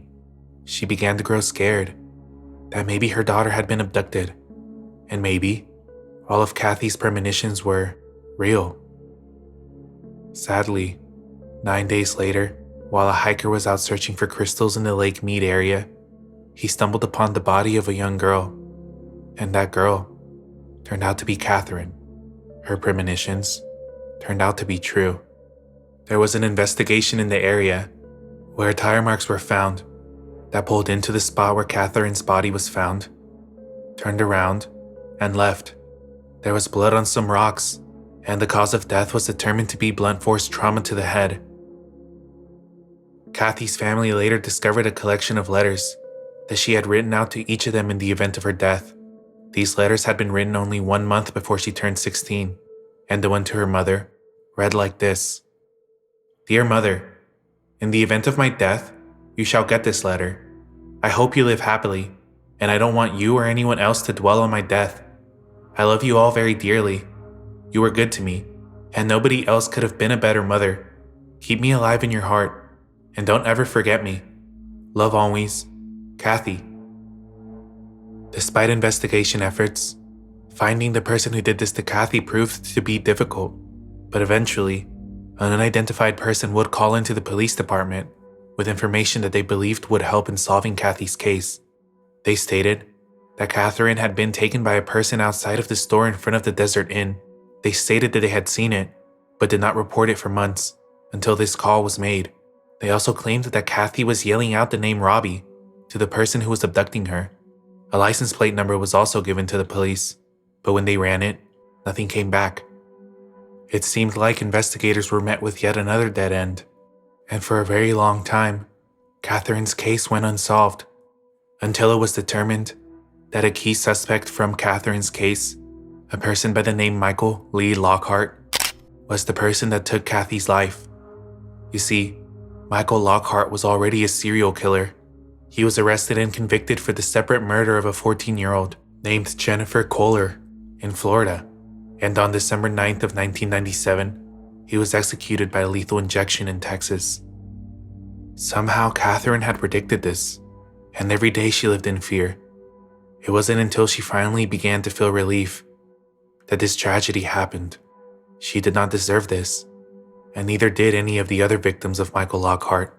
Apart from the constant premonitions of dying, another strange part of the story is the intense headache that woke up Catherine's mother in the middle of the night. Could this have been some form of motherly connection between the two? Maybe a cry for her mother in her final moments, somehow making it all the way to Vivian. Sadly, we may never know.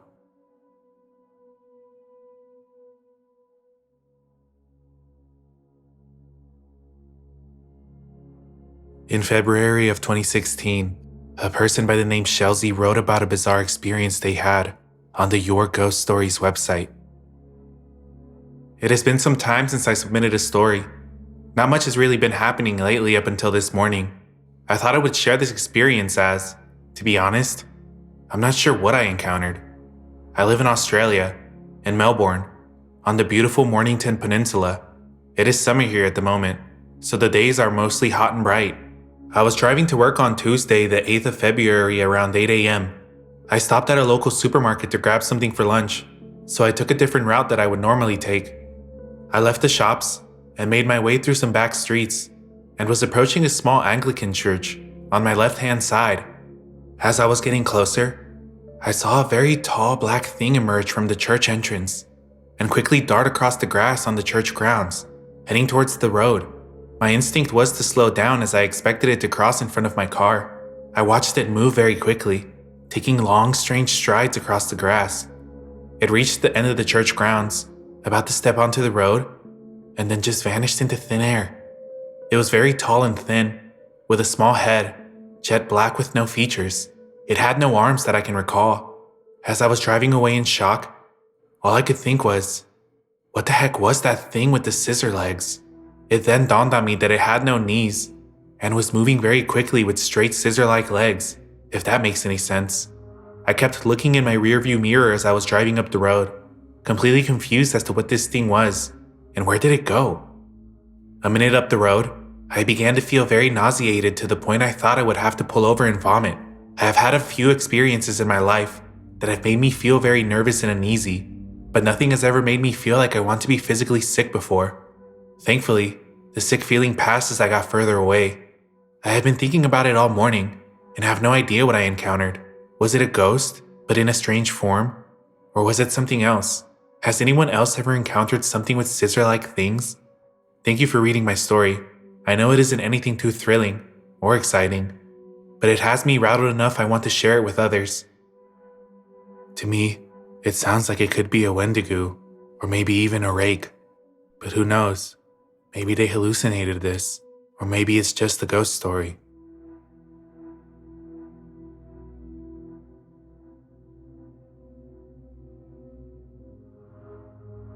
There's a blog on strangecode.blogspot.com about a newspaper article depicting a very strange case of a dying man's spell.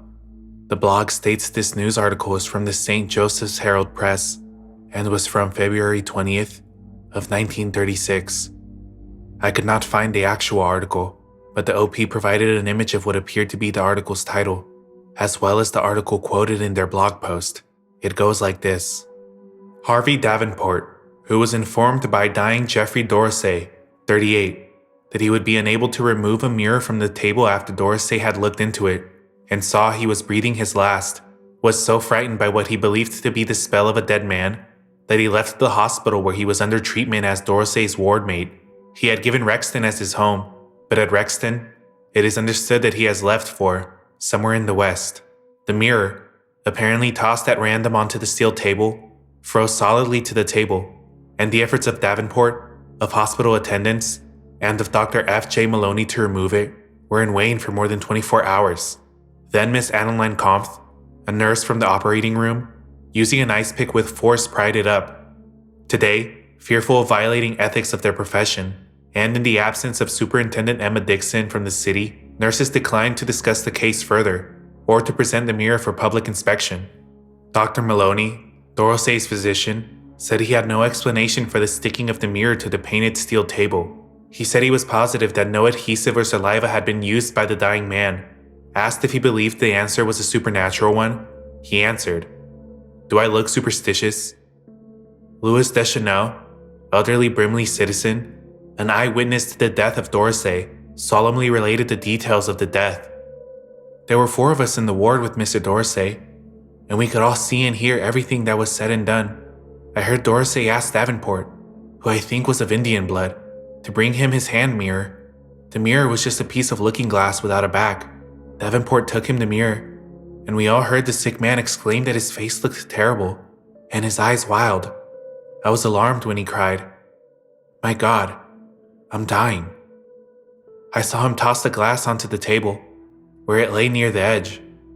I watched the Davenport go toward the door as though to call a nurse, but he stopped when Mr. Dorosier asked him to come back and give him the mirror again.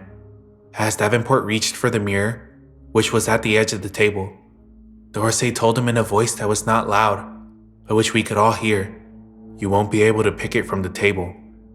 Davenport seemed frozen to the spot for an instant.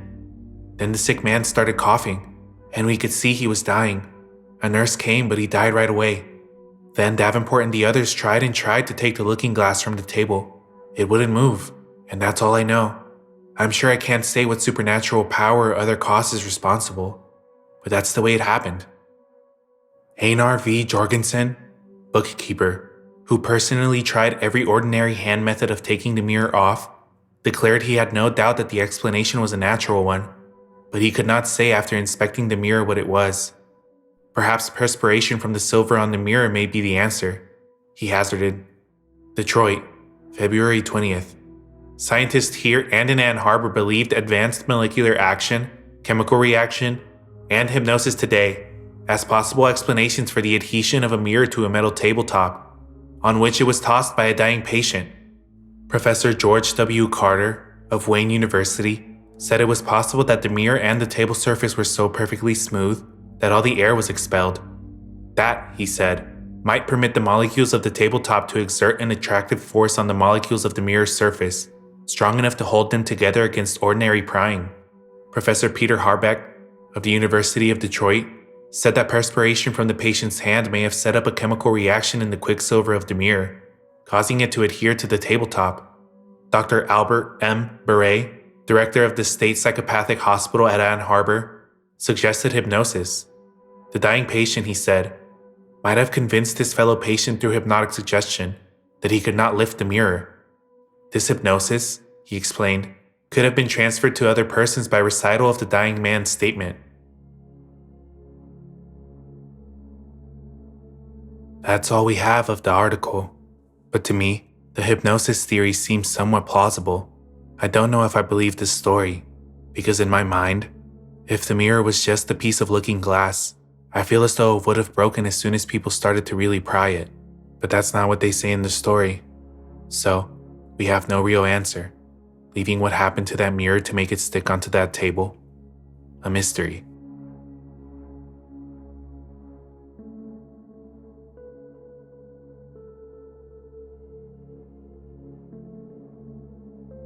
In the Sicilian catacombs lies the mummy of a young girl named Rosalia Lombardo, who unfortunately passed away in 1920, right before her second birthday. Her father, heartbroken by the loss of his daughter, found one of the best embalmers in Italy, a man named Alfredo Salafaria. Rosalia's father wanted Alfredo to preserve his daughter and essentially make her live on forever, frozen as her young self. Alfredo took on the task and did such a good job that to this day, Rosalia is known as one of the best preserved mummies in the entire world. But Alfredo did not reveal how exactly he managed to preserve her so well. It wasn't until he passed away that his family found some of his writing that documented how he managed to accomplish this. Something else that set Rosalia apart is that people visiting the catacombs believed to witness her eyes blinking. When you look at her, she looks as if she is just peacefully sleeping. You might even believe that she is still alive. And throughout the day, visitors of the catacombs would see her eyes open and close. Her mummy rests inside of a glass case, and the legend of the blinking mummy went on for over a century. Until one day, when the museum was doing a deep cleaning and moved Rosalia's case. This was when a man named Dario Mascali discovered that her eyes were only slightly opened, and it was the light changes throughout the day that gave the illusion of them opening and closing. But regardless of the legends, Rosalia's mummy is still fascinating and has even been labeled as the Sleeping Beauty of Palermo, forever asleep, frozen in time.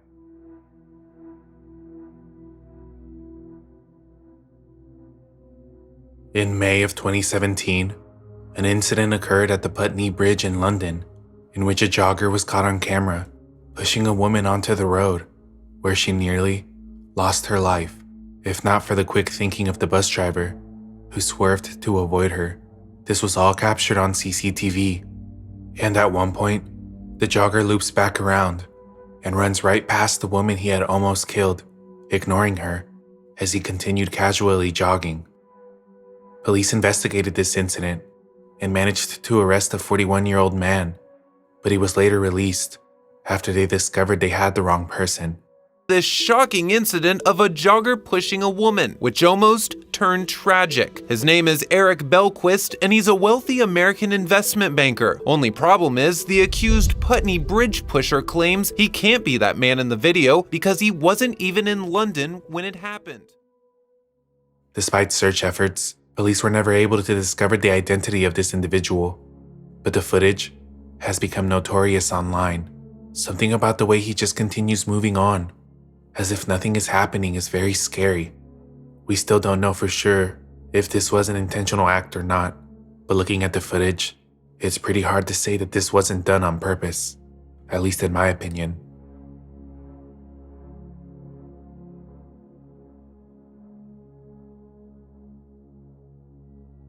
Back in the late 90s, construction of a townhome development in Crofton, Maryland quickly came to a halt when one of the bulldozers being used on the construction site unexpectedly collapsed, sinking into the ground. When the workers attempted to remove the bulldozer from the hole, they discovered a series of narrow tunnels that spread far off into the earth. These tunnels were just big enough for a person to crawl through, and word spread of this quickly amongst the workers and their families, leaving a man by the name Lawrence Lang and another man by the name Eric Denard intrigued. The two men sought out to explore these tunnels and found that they were very intricate and went far deeper than they were comfortable exploring. Scientists stated that these tunnels were not made from water erosion, and instead, the theory that these tunnels were made by some form of subterranean animal began to grow. This was because some claw and teeth markings could be found on some of the walls. This is the news article from the time that talks about these tunnels. Paleo Crofton is just a dig, by John Sherwood. Man's indomitable quest for its own past has stopped short in an Anne Arundel field with a future. For the last week or so, there has been an effort to stall the bulldozers that are determined to convert the raw field into a townhouse parking lot. The young couple who have roped off a small area of strange tunnels believe they have an extraordinary prehistoric find in the Crofton desert, but the builders want to get on with the job.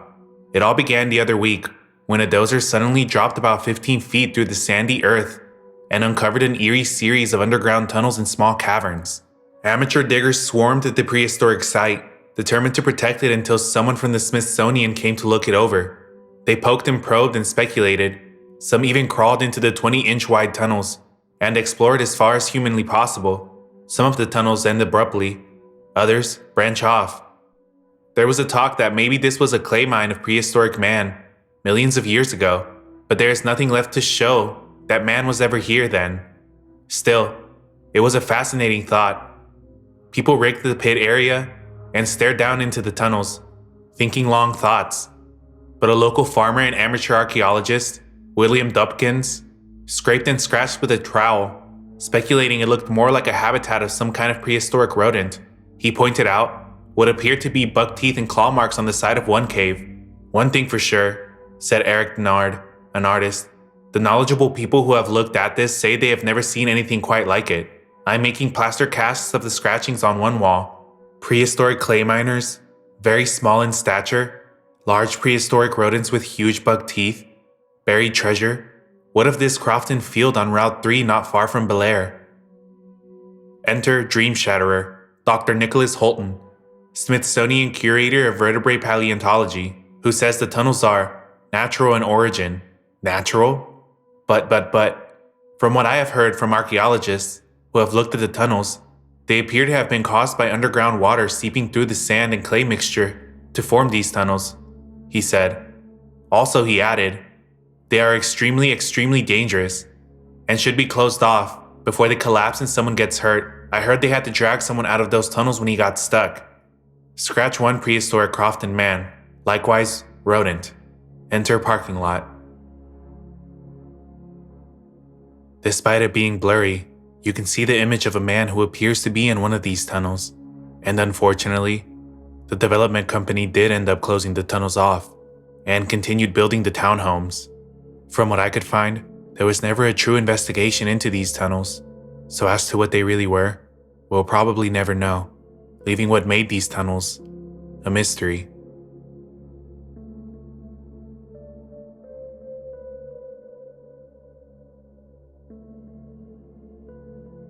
Peter Gibbs was a fighter pilot for the United Kingdom's Royal Air Force from 1944 to 1945, later going on to become a professional musician, playing with the Philharmonia Orchestra and the London Symphony Orchestra.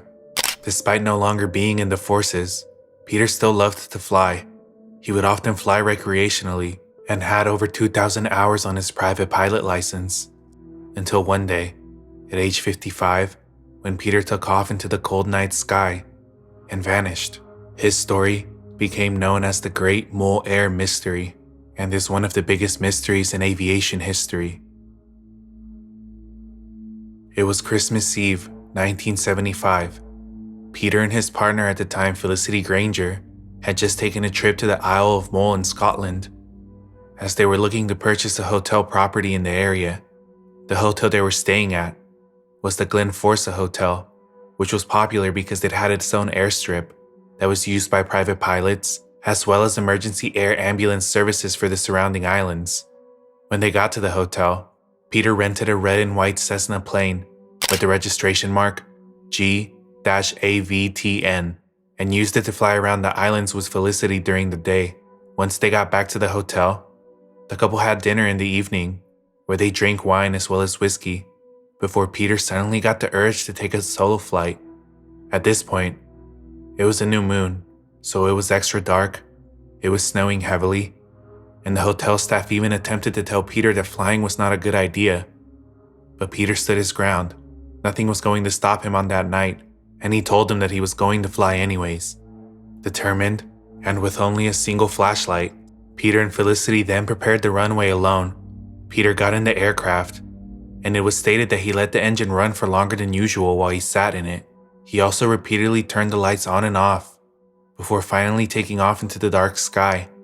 Peter was an experienced pilot, but after some time, and with the conditions getting worse, Felicity and the hotel staff began to get worried and called for an emergency search. But despite extensive ground, water, and air searches, no traces of the plane or Peter were found. It was like this for quite a while. To be more specific, 4 months. In April of 1976, when a shepherd named Donald McKinnon stumbled upon a fallen tree 1 mile away from the hotel Peter had taken off from, and on that tree was Peter's body.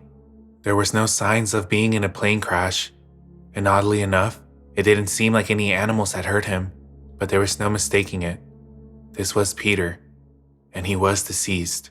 Coroners concluded that he had been dead for the whole 4 months he had been missing, and died due to exposure from the weather. But there was still no sign of the plane. He had to have jumped out somehow. But then where was the parachute? It was possible that he could have jumped out into the water, but a test to find marine organisms inside of his body came back negative, which would have meant that he had never gone into the water at all. And if he had been dead for the whole 4 months, then why hadn't anyone seen him? It was only 1 mile away from the hotel, but somehow everyone had looked over this spot. Peter's case just kept getting weirder and weirder. But again, we would hit another dead end, except this one would last a lot longer. It was 11 whole years without any clues, when divers stumbled upon a sunken Cessna plane about 300 meters from the Isle of Mull's coast. The plane was red and white, and according to the divers, it had the registration number G-AVTN, the same registration number Peter's plane had. I wasn't able to find evidence that this was the actual registration number that the divers found, but it was reported about it in this article, so I figured I would note that. What was weird about the plane was that both of the doors were locked from the inside, so there was no way anybody could have gotten in or out, except for through the small windshield in the front. But this went against the test that the coroners had taken, because there was no marine organisms in Peter's body. This would mean that he would have had to jump out of the windshield of the plane above the water and parachuted onto land. But where was the parachute? And if we look at an image of the plane that Peter was flying, we can see that the propeller is directly in front of the windshield, and with those conditions, jumping out through the windshield would have been extremely dangerous to pull off without getting seriously injured. Unfortunately, to this day, we still don't know what exactly happened to Peter on that night. There are a couple theories, one being that he had planned this to be his last flight, and that Felicity knew this was the last one. This theory comes from the fact that he sat in the plane for a lot longer than usual, and that he insisted to fly, despite the dangerous conditions. Then of course the theory that he thought he could handle the conditions, but when they got too bad, he had to bail out over the water, and parachuted onto land. Except that despite this theory being the most reasonable one, the evidence just doesn't line up. Only Peter will ever know what actually happened that night, and unfortunately, he is no longer with us. solidifying the Great Mul Air Mystery as one of aviation's most notorious unsolved cases.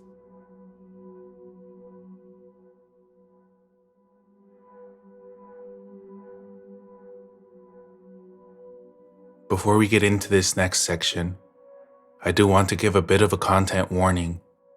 The image I am about to show you is disturbing, but with a bit of explanation, I think you'll understand that it's not so bad after all. The Cooper family photo is an image that has circulated the internet as one of the scariest paranormal photos ever captured. The story behind it is that sometime in the mid-1950s, the Cooper family of Texas bought an old farmhouse and moved into it. On their first night there, the father took a photo of the mom and grandma posing with the two kids at the dining room table. Everybody was happy and smiling. They were living the American dream. But when the photo was subsequently developed, they saw to their horror what looked like a body falling or hanging from the ceiling had materialized behind them. It hadn't been there when the father took the photo. The image is creepy, and since its creation has sprung many theories about the home being haunted, but rather than some paranormal event, it is more likely that this photo is a horror project. Mick West on the metabunk.org website would debunk the photo in good detail. He points out an account on the Something Awful site of a person who states they like to make creepy images as a hobby. Mick also states that a person by the name Robert Copper would come out to state that he and his brother are the subjects of the Cooper photo, and that it was entirely fictional, clarifying that their name is Copper and not Cooper. Robert provided a photo as well, and Mick would compare it to the alleged ghost photo. In it, you can see the strong similarities to the kids. It compares some of the objects in the photos as well, showing that the Cooper family ghost photo, like many other legendary paranormal photos, was more than likely a hoax.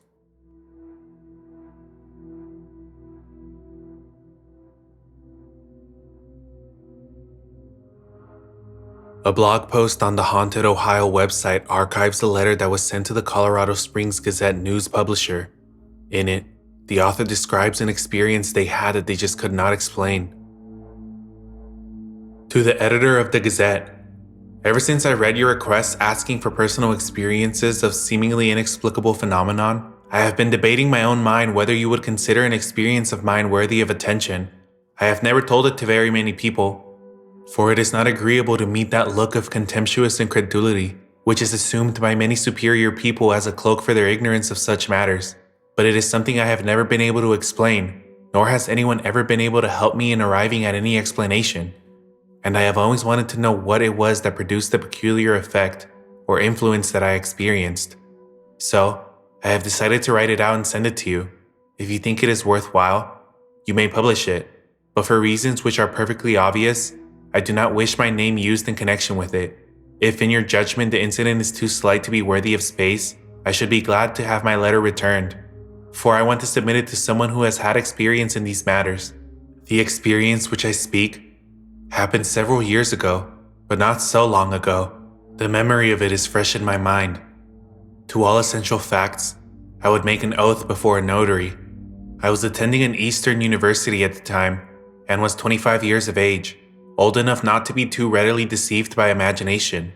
I was absolutely free from any tendency to nervousness in any form, and was in general as free from fear as any young man of that age, of good health, and of clear conscience. But it is not alone on my own accuracy of observation and freedom from nerves that I rely, and therein lies the chief importance of the experience, for it was shared by the gamest, sanest, most dauntless young woman I ever knew. Fond of all forms of outdoor exercise, a 10-mile walk was no more to her than it was to me. On one such walk, I saw a huge black snake coiled in the middle of our path, and threw out my arm in front of my companion as the only way of bringing her to an immediate stop. "What did you do that for?" she demanded, somewhat indignantly. "Don't you see?" I said. "There's a big snake, and a minute more and you would have stepped on him." "What if I had?" was the reply. "I probably would not have hurt him." I was just giving this incident to show that she was not excitable. I told her a ghost story on one evening that had been told to me at first hand by a reliable person, and was ridiculed for attaching any belief to it. When I persisted in saying that I thought it might be true, she was a little contemptuous and considerably puzzled. I never ventured again to make reference to anything of the sort. Indeed, at that time, I gave very little attention to anything of the kind myself. One evening, we took a walk on a quiet road near the outskirts of the city. We stopped for a moment on a bridge crossing a shallow stream. It was a cloudy night, but moonlight penetrated the clouds so it was not dark. We sat on one railing of the bridge, facing the center, and could distinctly see across the bridge to the other railing. There had been nothing in the conversation to excite the imagination or nervousness in any form. It may seem foolish to tell you what happened, for it was such a little thing. But just remember that we were both well out of our teens, and neither of us morbid or imaginative. What was it? As we sat there, we heard a sound coming down the road, approaching the bridge. It was not a team of any kind, but sounded more like a good-sized dog trotting along. Then, the noise sounded on the bridge, nearing us, passing in front of us, receding in the opposite direction from which it came, and ceasing after it left the bridge. "What was that?" was the startled whisper of my companion. "I don't know," I answered. "Did you see anything?" "No." "Did you?" Neither of us had seen anything, although both of us heard the sound pass in front of us on the bridge, every part of which was distinctly visible. We looked at each other in utter bewilderment. The noise had been light yet sharp, in the cadence of a galloping horse, yet not the heavy tread of a horse. In volume, the sound might have been made by a medium-sized dog, but the sound was not such as would have been made by a soft-footed animal, but sharp and distinct, as sharp as the sound made by a drumming on wood with fingernails. Yet the floor of the bridge was covered with a considerable coating of light dust. In my mind, mystification changed to an undefinable uneasiness. In a moment, as if by common impulse, we crossed the bridge to the opposite railing and stood looking down the stream. If anything came back across the bridge behind us, it was silent. But this time I felt thoroughly unstrung and anxious to get away from the spot where I felt, or imagined I felt, a baleful influence. Strange to say, this evil influence seemed to be directed towards me, like a shaft from a searchlight, from a spot on the left bank of the stream, a short distance below the bridge. I had an awful feeling of horror, sickness, impending death. I don't know what. Only a desire to get away from the bridge. But pride made me clench my fist and set my teeth, resolved that I would not speak, for I knew my voice would betray the fear I felt. Suddenly, just as I felt that I couldn't stand any longer, my companion exclaimed in a hoarse, unnatural whisper, "Come on, let's go." We hurried home, almost in silence, except for my remark, "You seemed almost as glad to get away from that bridge as I was." And the reply, "I don't think I could have stayed there another minute without screaming." The next day, before I had described my own sensations at all, I asked my companion of the evening before, "You say you were anxious to get away from that bridge. Did the influence which caused the feeling seem to be merely general, or did it seem to proceed from any particular direction?" "That was the most peculiar part of it," was the reply. "It seemed to come from a point on the left of the stream, a little below the bridge." That is all of my story. I searched along the bank of the stream, trying to find some trace of camping party, or traps, or any sign of disturbance of the bushes. Not a thing I could find. I know it's not much of a story, but every word of it is true. Now what was it? Yours truly, Colorado Springs Gazette, September 18th, 1904. To me, this story sounds like it belongs on r/no sleep, but if it was a true experience, I do wonder what it was that was near that person. Could it have just been some sort of animal? Or maybe something else? We begin our descent with an event that happened in the 16th century. A Redditor by the name Jimbo Seth would write about it on the Non-Murder Mysteries subreddit on February 19th of 2022. The 1566 celestial phenomenon over Basel. Evening. I'm working on an unsolved mystery iceberg chart that you can find on my profile. One of the mysteries I came across was one of the only ones there isn't actual plausible explanation for. The 1566 celestial phenomenon over Basel. The OP provided a description of the event from a Wikipedia article. It happened in 1566 3 times, on the 27th and the 28th of July, and on August 7th, against the sunrise and sunset. We saw strange shapes in the sky above Basel during the year 1566, on the 27th of July, after the sun had shone warm on the clear bright skies, and then, around 9 p.m., it suddenly took a different shape and color. First, the sun lost all of its radiance and luster, and it was no bigger than the full moon. And finally, it seemed to weep tears of blood, and the air behind him went dark, and he was seen by all of the people in the city and countryside. In much the same way also the moon, which had already been almost full and had shone through the night, assuming an almost blood-red color in the sky. The next day, Sunday, the sun rose at about 6 o'clock and slept with the same appearance it had when it was lying before. He lit the houses, streets, and around as if everything was blood-red and fiery. At the dawn of August 7th, we saw large black spheres coming and going with great speed and precipitation before the sun, and chattered, as if they led a fight. Many of them were fiery red, and soon crumbled, and then extinguished.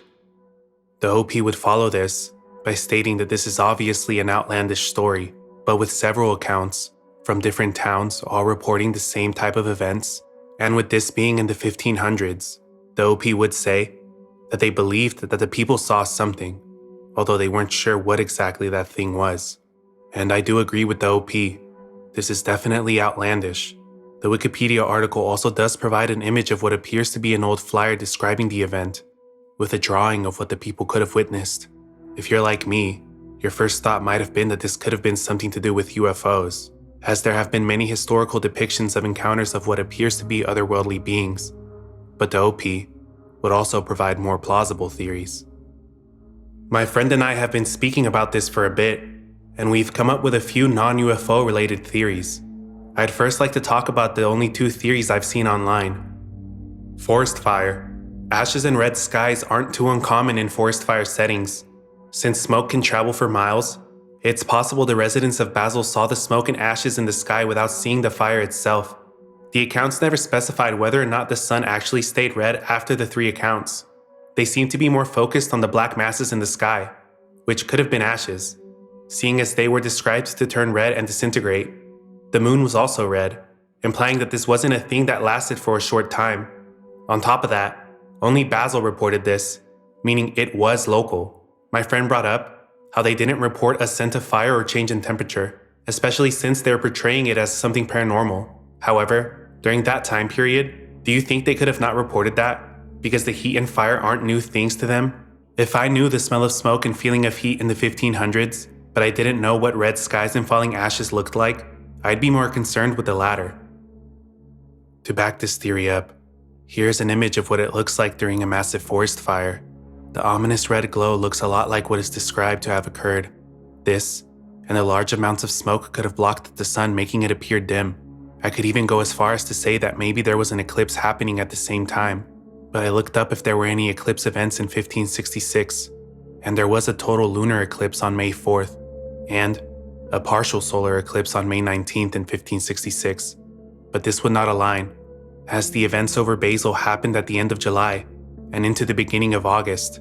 The next eclipse events would not happen again until October later that year. The next theory would be of a meteor storm. The accounts say the events took place while the sun was rising, which could possibly explain the red hue it had. Is it possible a meteor storm was happening during this? Then again, the writings specified that things in the sky were black and red, and not white like a meteorite should be when it's falling to Earth. Like the OP said, meteors appear to be white when coming into Earth, but depending on what the meteor is composed of, the color of them could vary. You can see calcium glows purple, while iron is a bright yellow, and then there is nitrogen and oxygen meteors that glow red. This could line up with the meteor theory. The OP would, however, provide some of their own theories. And now, the theories my friend and I have come up with. Eye damage. People stared at the rising red sun for too long, 3 times. Floaters. Is it possible someone in town pointed out the existence of floaters and everyone got hysterical? Both of these theories could work, both together or separately, though I don't know to what extent this would have made the people react the way they did. Volcanic eruption. This is the theory we've both seemed to settle on for now. Mystery eruptions are a lot more common in history than you'd think. We've yet to look at any volcanoes near Basel, but depending on the volcano size, distance might not even matter. For example, we all know Yellowstone could cover up a great portion of the United States alone. Similarly to the forest fire theory, the black masses could have been volcanic ashes. I'm not a volcano expert, but I'd assume those are a lot different than typical ashes. Another thing is that fires aren't too rare, even in those days. Volcanic eruptions, however, I assume are less common. During eruptions, the smoke isn't too fanned out to cause a red sky until it's had time to fan out. This leads us to believe it's some sort of faraway volcanic eruption. The only issue we have, why wasn't the town covered in ash? Isn't it possible that not all of the ash made it over, save for some larger embers? And the time frame between the second and third report, July 28th and then August 7th, is it unheard of for active volcanoes to erupt in intervals? Or is it possible that each day was a different occurrence? The sun's appearance changes, then it rises the next day, then the ashes come along a week later? I looked for volcanoes near Basel, but there are none in Switzerland. We do have a couple in France, and a few in Rome. Interestingly enough, Mount Etna in Sicily did erupt in 1566. However, it was on November 1st, months after the Basel event in Switzerland, and as far as I could tell, there were no other volcanic events during that time, at least not any that were recorded. Which brings us to the OP's last theory. Drugs. They were all high. Let's say some people found mushrooms in the woods and decided to eat them together and stare at the sky a few times. In celebration maybe, considering it was a Sunday, or maybe something in the air, such as volcanic fumes, got them high, and then they saw the black balls. If you can't tell, we're losing our minds trying to make sense of this. So far, this is all we have.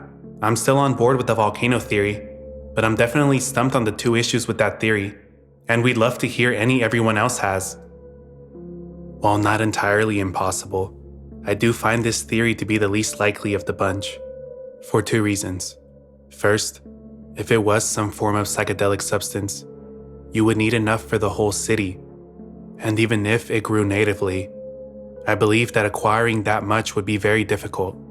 And secondly, let's say that there was enough of whatever psychedelic substance made people hallucinate.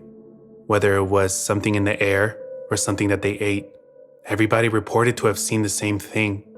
And while not impossible, shared hallucinations are not common at all.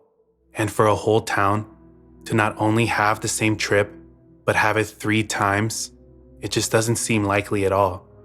Interestingly enough, the town of Basel is the birthplace of LSD, where legendary chemist Albert Hofmann accidentally synthesized this compound in his lab, later going on to take his famous bike ride, where he had the first recorded LSD trip in history. But this was in 1943, long after the celestial event happened over Basel. I tend to lean more towards the theory of a wildfire, maybe even paired with a meteor shower or some other form of celestial event.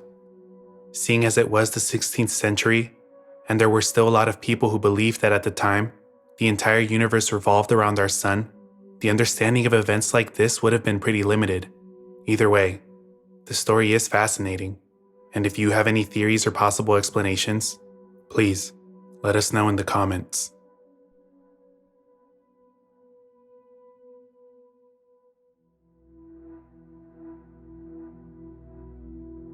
Radio call-ins can get wild, but one of the most notorious and dark call-ins in broadcast history happened in August of 1997 on The Howard Stern Show.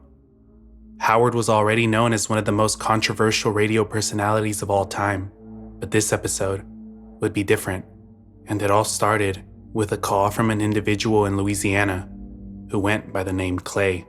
All right, I got a guy on the phone who claims he's been killing prostitutes and he's wondering why he's doing it. So maybe he thinks I have an answer. Is this Ed? Ed? No, this isn't Ed. Oh. You haven't killed any prostitutes? No, I never said my name was Ed. Oh.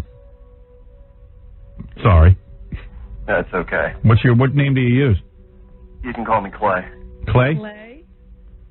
Yes, Clay.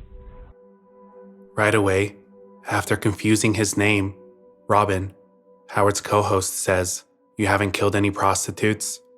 To which Clay ignores, instead saying that he never said his name was Ed.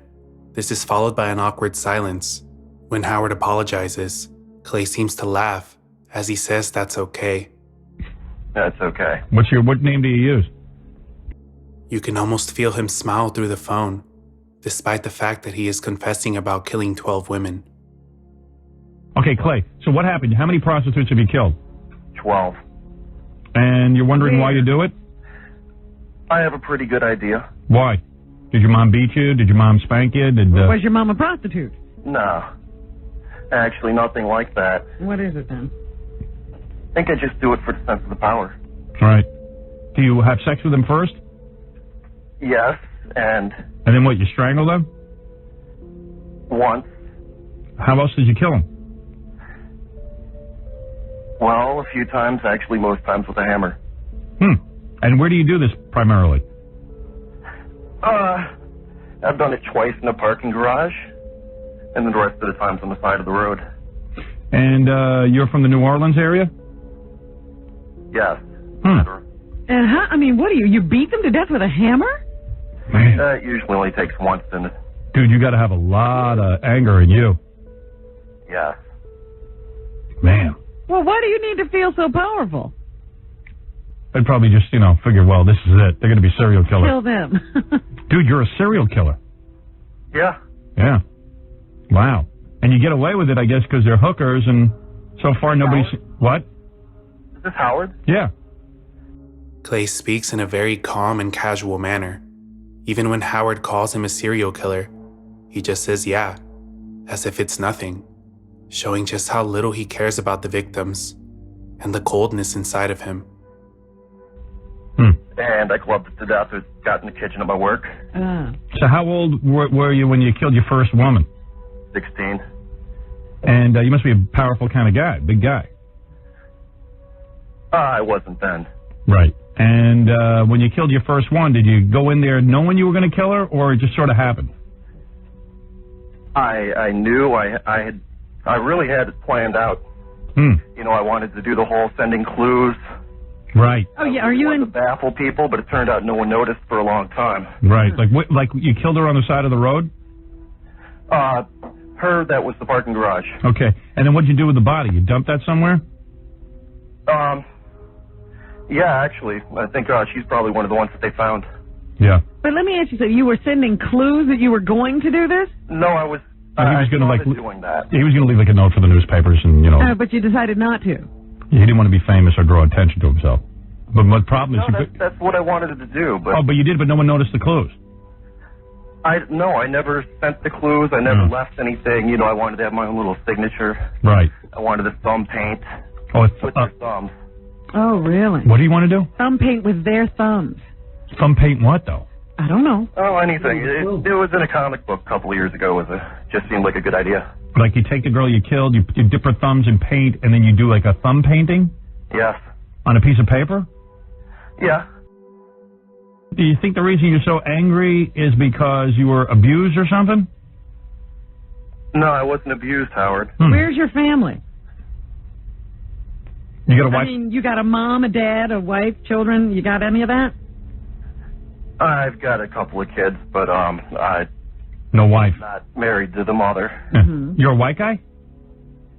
Yeah, Howard, that's pretty funny because the only suspect they had when they started finding the bodies was a black police officer. Oh. Turns out one of them was associated with them. Oh, really?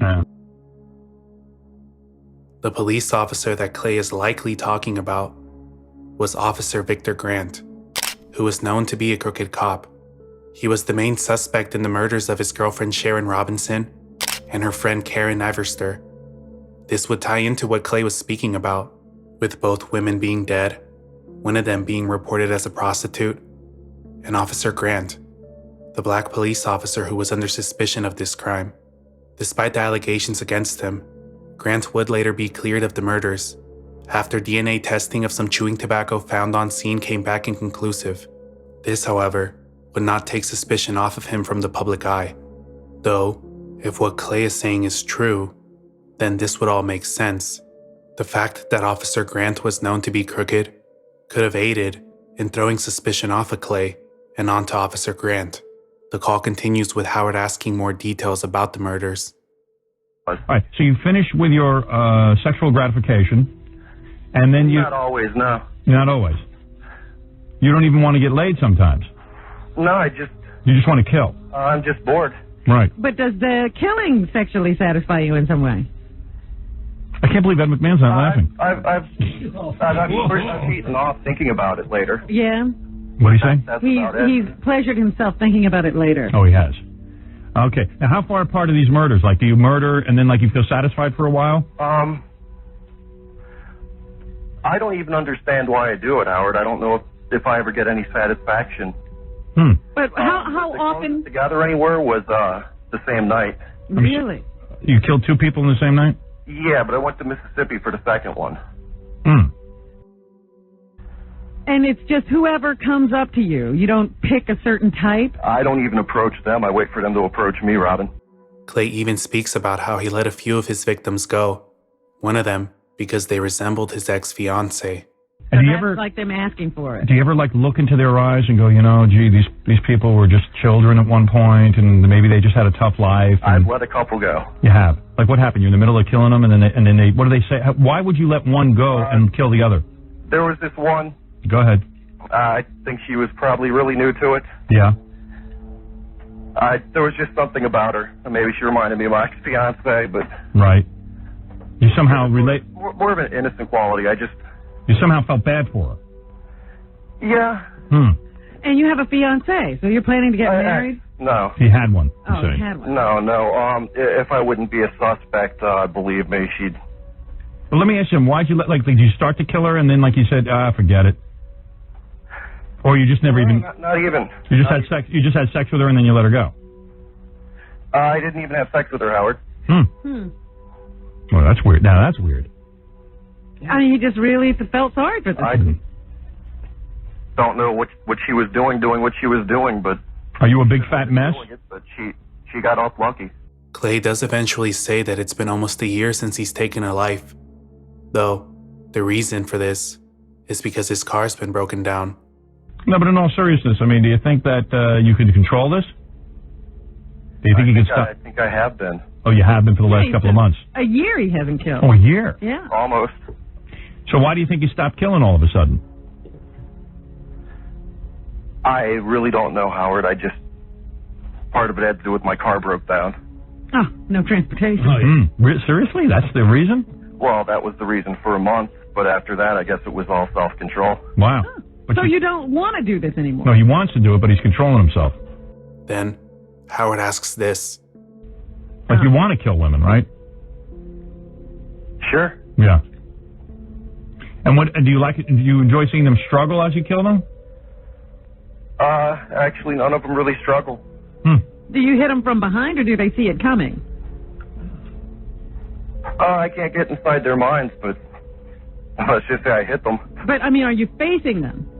Yeah. Oh, so you can see their face and everything when you do it. Yeah. The worst I've ever gotten was one tried to grab my neck. I've never gotten any of the claw marks or anything that are dead giveaways. Right, you must be very powerful. I wouldn't call myself powerful, maybe intimidating. Why did you choose this method? I didn't, Robin. Like I told you, I really wanted to cut things up, mail things, send clues. No, she means why did you use a hammer? You think you... Because it was in a book I read. Oh. Well, everything's come from Cartoons somebody and... else. Yeah. When's the last time you got laid? Last week, Howard. Oh, yeah, so you didn't kill that girl? No. Because she wasn't a hooker? No. Right. It's only hookers, though. A lot of serial killers are only into hookers because they know, A, Easy. probably won't get caught, and B, they have some kind of anger toward hookers. Like, did you think your mom was a hooker or something? No, Howard. Your parents married and stay together and the whole thing? Yeah. Church-going people? That'll do it. Well, one of them, but... Yeah. Religious fanatics give birth to the most serial killers because they're so repressed. Yeah. So there's no way I'm going to talk you into giving yourself up or anything, right? No. I shouldn't even waste my time. I know I'm going to get calls after this, and people are going to go, Howard, how come you didn't catch him? Has anybody ever been close to catching you? No. And finally, Howard asks Clay what he says to his victims before he takes their life. So, in other words, let's say you're with a woman, right? A hooker. Yeah, Howard. And you say to her, okay, honey, you just had sex and everything. What do you say to her to torment her? How do you break the news to her that she's going to die? It really depends on my mood. Just give us an example. Well, if I wanted to, I could just say Baba Booey, but that would be pretty, No, come on, be serious. What do you say to him? I can say you're going to die. And then what do they do? I like to articulate a little more than that. Mm-hmm. Sometimes I ask them if they think it's dangerous, doing what they're doing, if they're worried about things, and they'll laugh it off, and that just pisses me off. Right. And then you go ahead and you kill him. Yeah. All right. Well, there you go. After this, Howard gets a therapist friend to call in to speak to Clay. Robert? How you doing, Howard? Hey, man. Go ahead. Just wondering, how long did this guy wet his bed when he was a young boy? Are you serious, or are you just trying to make a joke? No, I'm totally serious. Did you wet your bed when you were a young boy? No. Didn't do it at all. No. How about starting fires? Huh? How about starting fires? Sure. Yep. You did start fires? Yeah. How old were you? How old were you when you? For people to that get into serial killing to start fires, wet their bed when they're young. Along with the mutilation of little animals, but he said he didn't do that, so Right. that's kind of something that was missing. But fires was in your history, right? You could say that. Yeah. Yeah, it's a lot of it starts off as external ways of showing off their anger, and then they move on and go on to bigger and better things, I guess. Wonder why this guy kills. Did you have any guess? I don't know. I think you're right on with something with his family, Yeah, childhood. what's he so angry about? Right. You know, unfortunately, he's real angry, and he's out there hurting a lot of innocent women. Yeah. What do I do with a guy like this? Just hang up and forget about it, or is there anything I can? Depends on. I mean, Howard? What are you going to do? Of course, you're not going to turn him in, but. Well, I mean, I would, but I can't. I mean, a lot of people would want to turn him in, but what can you do? You talk to him, try and figure out what's going on. Yeah. All right. That's right. Then I'll probably just hang up. Okay. Thanks a lot, All Howard. right, thanks, man. All right. Thanks, guys. Thanks, Mr. Serial Killer. Yeah, I mean. Want to give us your name? Yeah, I mean, I know I'm not going to get him to turn himself in. I've had calls from people who go, well, why didn't you do something? I go, well, what am I supposed to do? The guy's on the phone. Crawl through the phone and get him? Yeah. The very next day, the FBI came to the studio requesting the call logs as well as a recording of the interaction with Clay in an effort to trace back to wherever Clay was hiding. The identity of the caller was never identified, but there was an arrest of a person who many claimed to have been Clay, a New Orleans man named Russell Elwood, who was arrested for the murders of Cheryl Lewis and Dolores Mack. Police believed that he had potentially killed at least 15 prostitutes. I did find this comment on the r/Unresolved Mysteries subreddit, made by user Altwolf, comparing Clay and Russell, hinting that they may not have been the same person. Assuming that Clay was telling the truth about everything, I don't think the details match at all. Russell liked to use drugs to incapacitate his victims, then have sex with them. He told a fellow inmate that he liked to have sex with people who weren't in control of their bodies. According to police, Elwood was a total loser, never had a girlfriend, was a drug dealer, and user. In contrast, Clay from Howard Stern mentions a couple times a fiance and a girlfriend, that he has a couple kids, that he only ever tried LSD a couple of times, that many times he didn't have sex with the prostitutes. He just outright killed them after mentally torturing them by telling them he was going to kill them. Also, unlike Russell, Clay claims he killed by hammer blows to the head. The call to Stern was placed in August 1997. Russell was arrested in either 1997 or 1998, and his mode of killing was drug overdose and strangulation, and never seemed to have changed. He also said, as Stern and Robin talked over him, that he would sometimes take them out in the countryside and play the running game. I take it this means he liked to set them free and then stalk them. This is completely against the very thing that Russell Elwood liked. He liked his victims immobilized and helpless. Also, Clay says he set fires as a kid. I see no mention of this about Russell. There are other things as well that don't align with what we know of Russell Elwood and the claims made by Clay to Howard Stern. Another commenter, named Diva in the Woods, would add this. In addition to this, Cheryl Lewis was a nurse and not a prostitute. Clay sounded as if all of his victims were prostitutes. Also, Elwood's arrest/incarceration date was August 4th, 1997. The call was made on August 13th, 1997. Unless the show accepted calls from the Department of Corrections, I think this debunks Elwood as the caller. And this is true.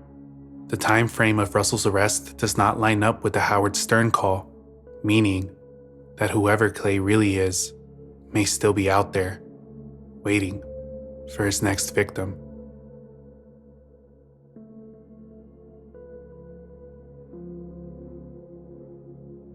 In early 18th century Cheshire was a man by the name John Turner, who made his living as a jagger. In these times, a jagger was a person who would travel with their pack of horses between villages, trading goods back and forth. Traveling like this was not a casual thing back then. Actually, most people never ventured far from their local communities because conditions were very harsh and very dangerous. But John knew the land, he was fit, and at the age of 29, was more than experienced. John's main export was salt, and on Christmas Eve in 1735, John would go out into the snowy night, load up with his pack horses, and set off. Only this time, he would not return. The following morning, on Christmas Day, John's body, along with his horses who were in bad condition, would be found only about a half-mile from where he lived. It would appear as though he had gotten lost in the heavy snowfall and tragically passed away. While this might sound like an open and shut case, there was something very odd when they looked around the area, because next to John's body was the single footprint of a woman's shoe. No other clues were found to help identify whose shoe it was, and there doesn't appear to be any theories at all as to the identity. Seeing as how John was constantly going and trading with other towns, he was well known by many people. This sparked curiosity, and soon, word began to spread about the mysterious circumstances surrounding John's death. So much so, that on his gravestone it says, "Here, John Turner was cast away in a heavy snowstorm, in the night, in or about the year 1755. The print of a woman's shoe was found by his side where he lay dead." John's original headstone was moved and later built into the side of a home on Pedley Hill, but a replacement was erected on Irwin Lane and later moved slightly further back to protect it from incoming traffic. It is believed that one of the headstones in this image is John's original headstone, but it is impossible to tell. I would also like to note that on the replacement stone, the date of his death was written wrong and states he passed away in 1755, but he actually passed away in 1735. As one person in this thread would state, this was likely a mistake from the stonemason who made the replacement headstone. As far as John's death, we don't know why John was so insistent on making his delivery despite the weather, and falling victim to the harsh environment sounds pretty straightforward. If not for the single female footprint left next to his body, could this woman have had something to do with this? Had she maybe stumbled upon his body before the others? And why was there only one shoe? If she was accompanying John on this journey, then it's very likely she would have lost her life as well. But there is zero mention of who she could have been, or what she was doing there, leaving the truth of what happened on the night John Turner passed away a mystery.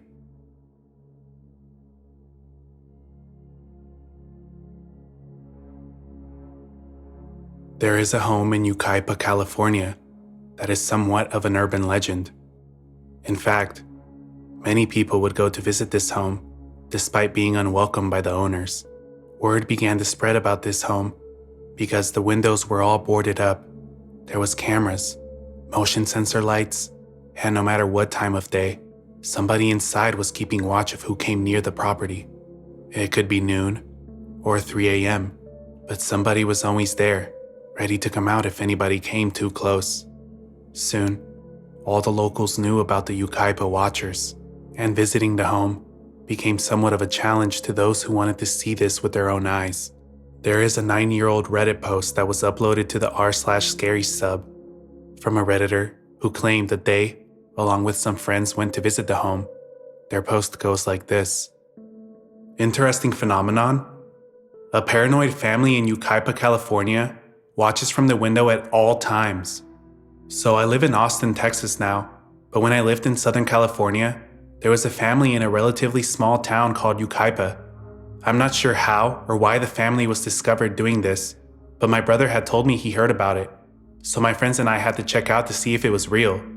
The story was that there is a family of 4 to 5 people, a husband, a wife, and maybe 2 to 3 adult children, and they have a video camera set up in the main window in front of the house. When anyone stops their car in front of the house, they all come running outside screaming angrily, sometimes wielding weapons such as bats, until you drive off, and they immediately call the police after.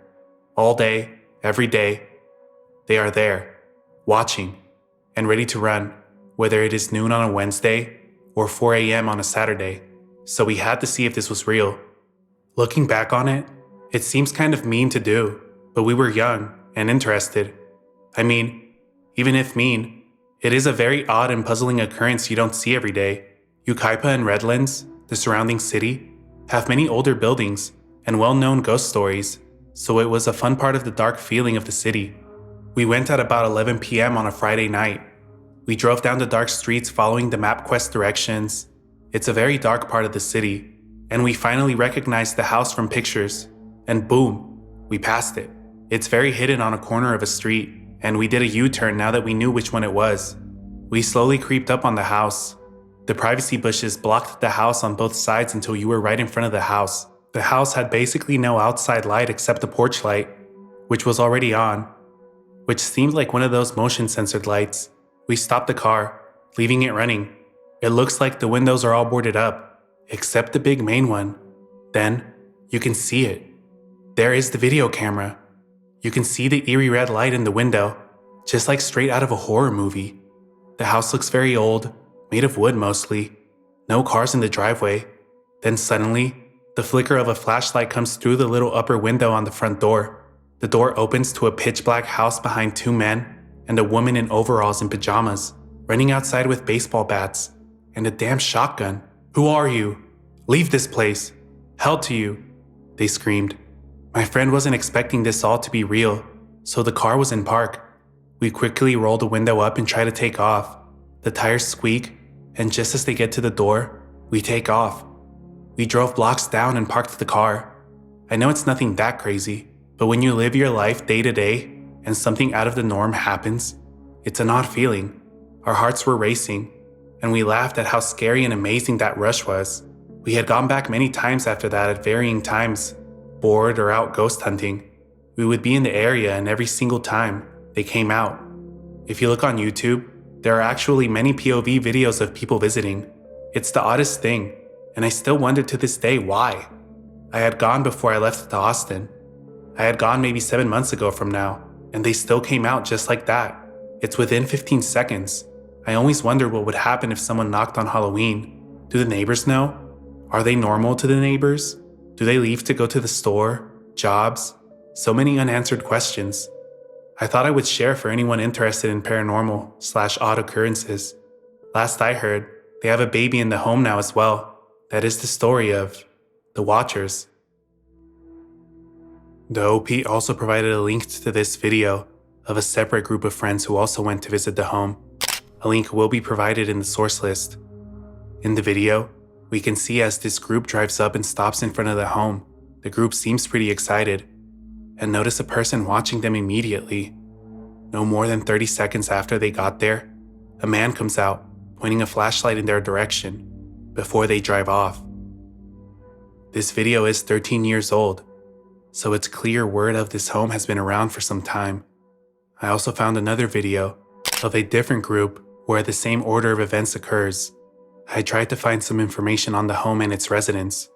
There were theories that they were running a meth lab or some other form of illegal drug activity, though the real reason for why the residents of this home react like this may be more understandable than the legends make it out to be. As I was scrolling through the comments, I noticed some users who appeared to be locals to the area informed the OP that the reason the home's residents were so paranoid was because their daughter was assaulted after somebody had broken into the home. Other commenters would say that the daughter was kidnapped and her life taken from her. While there is no proof of this, the family clearly likes to be private, and this could explain their behavior. Somehow word of their paranoia spread, and sadly, the family had to live with the constant harassment of strangers who wanted to visit their home at all hours, videotaping them, taking pictures of them, and calling them crazy. Thankfully, as of 2020, it appears as though the family had sold their home and relocated, hopefully giving them some peace of mind and putting an end to the harassment.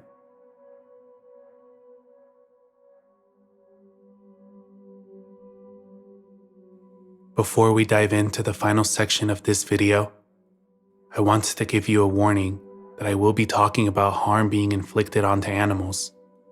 While I will be avoiding graphic details when possible, if this is something that you are not comfortable listening to, feel free to click away.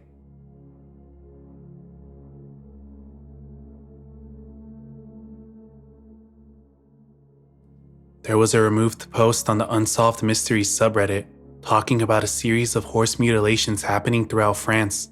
Thanks to the Wayback Machine, I was able to recover the post. Rabbit Hole Mystery: serial ritualistic horse killings all over France.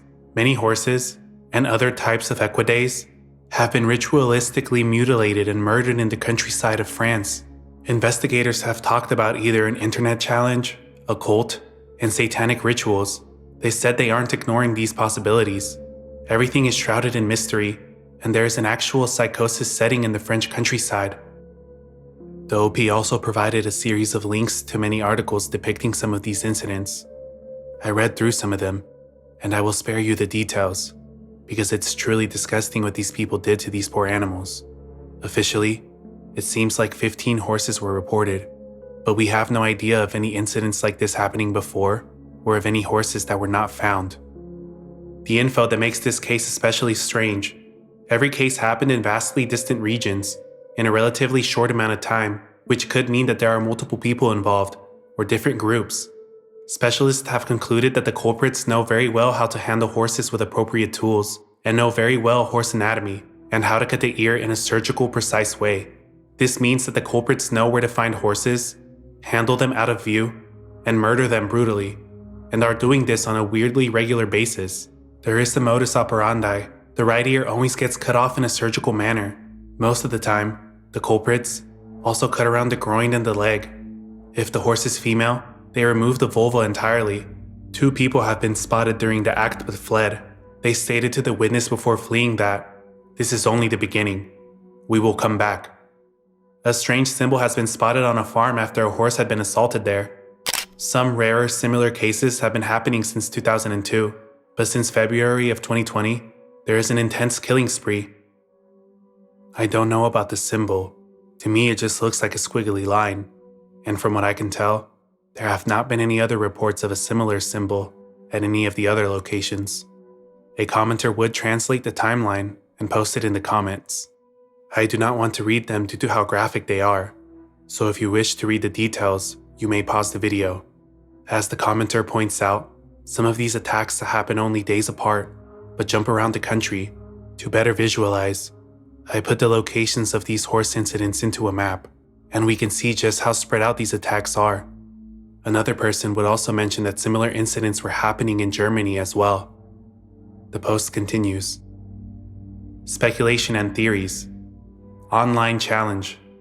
The main lead investigators are pursuing, but this is really difficult for me to believe that this is possible. It's impossible that messed up kids taking on dumb challenges online will go this far, and they won't take the time to learn how to handle a horse and the anatomy of a horse just for a challenge. This seems like a stretch, but the case is so bonkers that the police will try the first less messed up solution, even if it is rationally pretty improbable. Cult sacrifice. These people are too organized, and the modus operandi too similar and specific to just be an internet challenge that some messed up kids try to take on. So the most popular theory is that this is a new cult. People have speculated that these mutilations are reenactments of Hindu horse sacrifice. I believe the OP is talking about the Ashvamedha, a horse sacrifice ritual used by ancient Indian kings to prove their imperial sovereignty. To slightly explain further, in this ritual, a high-value horse would be let loose to roam free for 1 year or half a year, accompanied by royal guards, who would not interfere with it. If the horse went onto foreign countries' land the ruler of that land would have to either fight or step down. But if the horse remained in its home country for the entire time, it would be brought back after the year and sacrificed by the king with a large celebration. There is a lot more to it, but those are just my basic cliff notes. With how long it takes for this ritual to happen, I highly doubt that whoever was herding these horses in France was attempting to reenact this. Not to mention that in most sacrificial rituals, animals are treated with respect up until death, and even after. The incidents happening in France are anything but respectful. Hey, future serial killer? Another speculation is that this is the doing of one person with occasional accomplices, which means that if the culprit is alone, he is always on the move, all around the country to kill horses and find new victims. People have linked this type of behavior to Lucas Magnotta and his kitten videos, and other infamous murderers. Okay, so this case is making the news right now in France, and it's quite mind-boggling. I would love to hear your theories, and try to work on what we have, based on the many missing links and mysteries that surround it. It obsesses me by how strange and messed up the whole affair is. The police have no leads, and people are freaking out. The OP would later provide 2 updates. Update: a man spotted 2 individuals attacking his horses, was attacked by them, and they lacerated his arm with a sickle before taking off. They are 2 middle-aged men, and the police will release a photo of the culprits tomorrow. Linked was this article that details how at around midnight, president of a horse shelter, Nicolas Demajan, woke up to the sound of some of his horses in distress. As he checked, he spotted 2 men that appeared to be in their late 40s to early 50s. He confronted the 2 men, and one of them attacked him with a pruning knife, immediately fleeing with their partner after. 2 horses were hurt, as well as Nicholas, but Nicholas was able to give a good description for a police sketch. The final update would provide a lengthier article about the whole situation. Update 2, new in-length article about the case that explores the theories and speculations about the horse murders. The article retouches on a lot of what we already know, from the nature of the attacks, possible reasons such as satanic rituals, snuff content, and even that the perpetrators are taking out their sexual frustrations, this being because they sometimes focus on the horse's reproductive organs.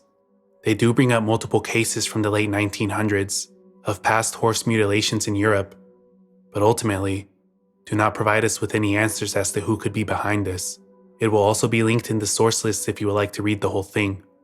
The story has gained a lot of attention, but it doesn't seem as though we are any closer to solving this mystery. Hopefully, the attention will encourage whoever is doing this to stop out of fear of being caught. One commenter that appeared to be a local would comment this as well. Hey there, I'm living in one of the areas where this happened. Literally one of the last killings happened a few kilometers away. As a registered horse owner, I received a series of official guidelines from the Gendarmerie Nationale last week. Rough translation of the opening statement. Since the beginning of the year, the police has opened up more than a dozen investigations for cruelty acts on horses. At this point, we have no leads as to the identity of the criminals or the motives of the acts. Then, there is a short list of measures to be taken. Daily surveillance of all pastures, never leaving any bridles on the animals. If possible, add 1 or several camera traps around the relevant areas. No one knows anything except what you mentioned about someone catching 2 guys in the act. I'm very interested in the explanations you guys can come up with. If anyone needs translations from French, feel free to private message me. But despite public awareness, we are still at a dead end. I believe that whoever is doing this is getting some form of pleasure from it. I also believe that it is possible that a group of people in some form of gore chat, whether it's on Telegram, the Darknet, or anywhere else these sick people meet online, could be conducting some form of challenge where they go and harm these animals while filming it to share amongst themselves and online.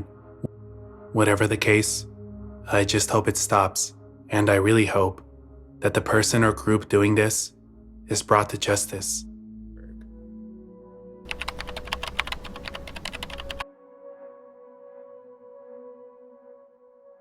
We begin our descent with an Argentinian artist known as Benjamin Solari Paravicini, who was not only known for his artistic talent, but also known for his ability to predict future events, such as the Russian launch of the Sputnik satellite, the rise of Fidel Castro, and even the attacks of 9/11. Benjamin was born on August 8th of 1894 in the Buenos Aires capital city of Argentina. He was so successful in his career as an artist that the president of Argentina at the time, Marcelo Torquato de Alvear, publicly congratulated him during one of his art exhibits in 1972. Benjamin would go on to become an art professor in his later life before passing away on December 13th in 1974. He was 76 years old at this time.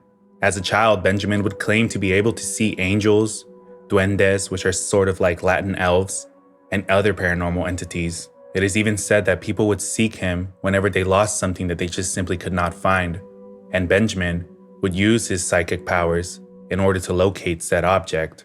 Word of Benjamin's claims would begin to spread, and eventually, his father had him tested to make sure he didn't have some sort of medical condition that could explain his experiences. It is even believed that Benjamin would predict the events of World War I, one whole year before it even happened. But some of Benjamin's most famous work would be those of his prophetic drawings, one of the most popular ones being the one that predicted the 9/11 attacks in New York. And I would just like to point out that Benjamin passed away in 1974, about 27 years before the 9/11 attacks, and this drawing was said to be created in 1939.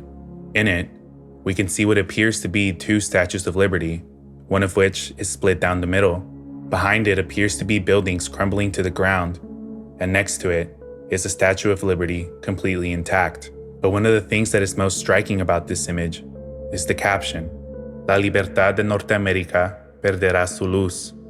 Su antorcha no alumbrará como ayer, y el monumento será atacado 2 veces, which translates to, the liberty of North America will lose its light. Their torch will not illuminate like yesterday, and their monument will be attacked 2 times. It's said that Benjamin would destroy this drawing and many of his other premonition drawings because he did not fully understand them. He believed that an angel would possess him and draw these drawings using his body as a vessel. Benjamin would also claim to have been abducted by aliens. His abduction was said to have taken place in the Avena 9 de Julio Avenue in Buenos Aires, when 2 white-eyed beings approached him as he was sitting on the sidewalk. Suddenly, a bright light engulfed them, and the 3 found themselves inside of a circular room, with the middle containing a tube that appeared to have other entities floating in it. The beings would telepathically tell Benjamin, "You have to preach love. Universe is harmony. Your behavior is aggressive. We have several chosen ones. We will meet again," before transporting Benjamin back to the sidewalk about 3 hours later. Benjamin would also predict in vitro fertilization, the rise of Argentinian President Javier Milei, and even the assassination of John F. Kennedy. An American golfer rules and is killed young. We can see how similar this drawing is to the silhouette of President Kennedy, and aside from it, there have been hundreds of other predictions, so many in fact, that Benjamin is also known as the Argentinian Nostradamus. I will be linking a doc with more of his drawings in the source list if you would like to see it for yourself. Whether or not Benjamin really had psychic abilities is not for me to say, but looking through some of his drawings, it's hard not to believe that Benjamin may have been special in some sort of way. He was able to predict future events decades before they even happened, but unfortunately, never truly understood what these drawings meant.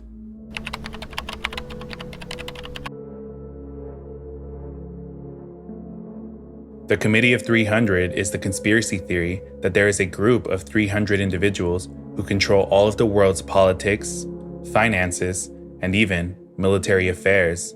The group was said to have been founded in the 1700s by British elites, who to this day hold the same power they did back then. There have been many theories about the Rothschilds family, who many claim already control the world themselves. But the Committee of 300 theory claims that the Rothschilds are not the ones in charge, and are merely only a part of this group. This group also goes by the name the Hidden Hand and the Olympians.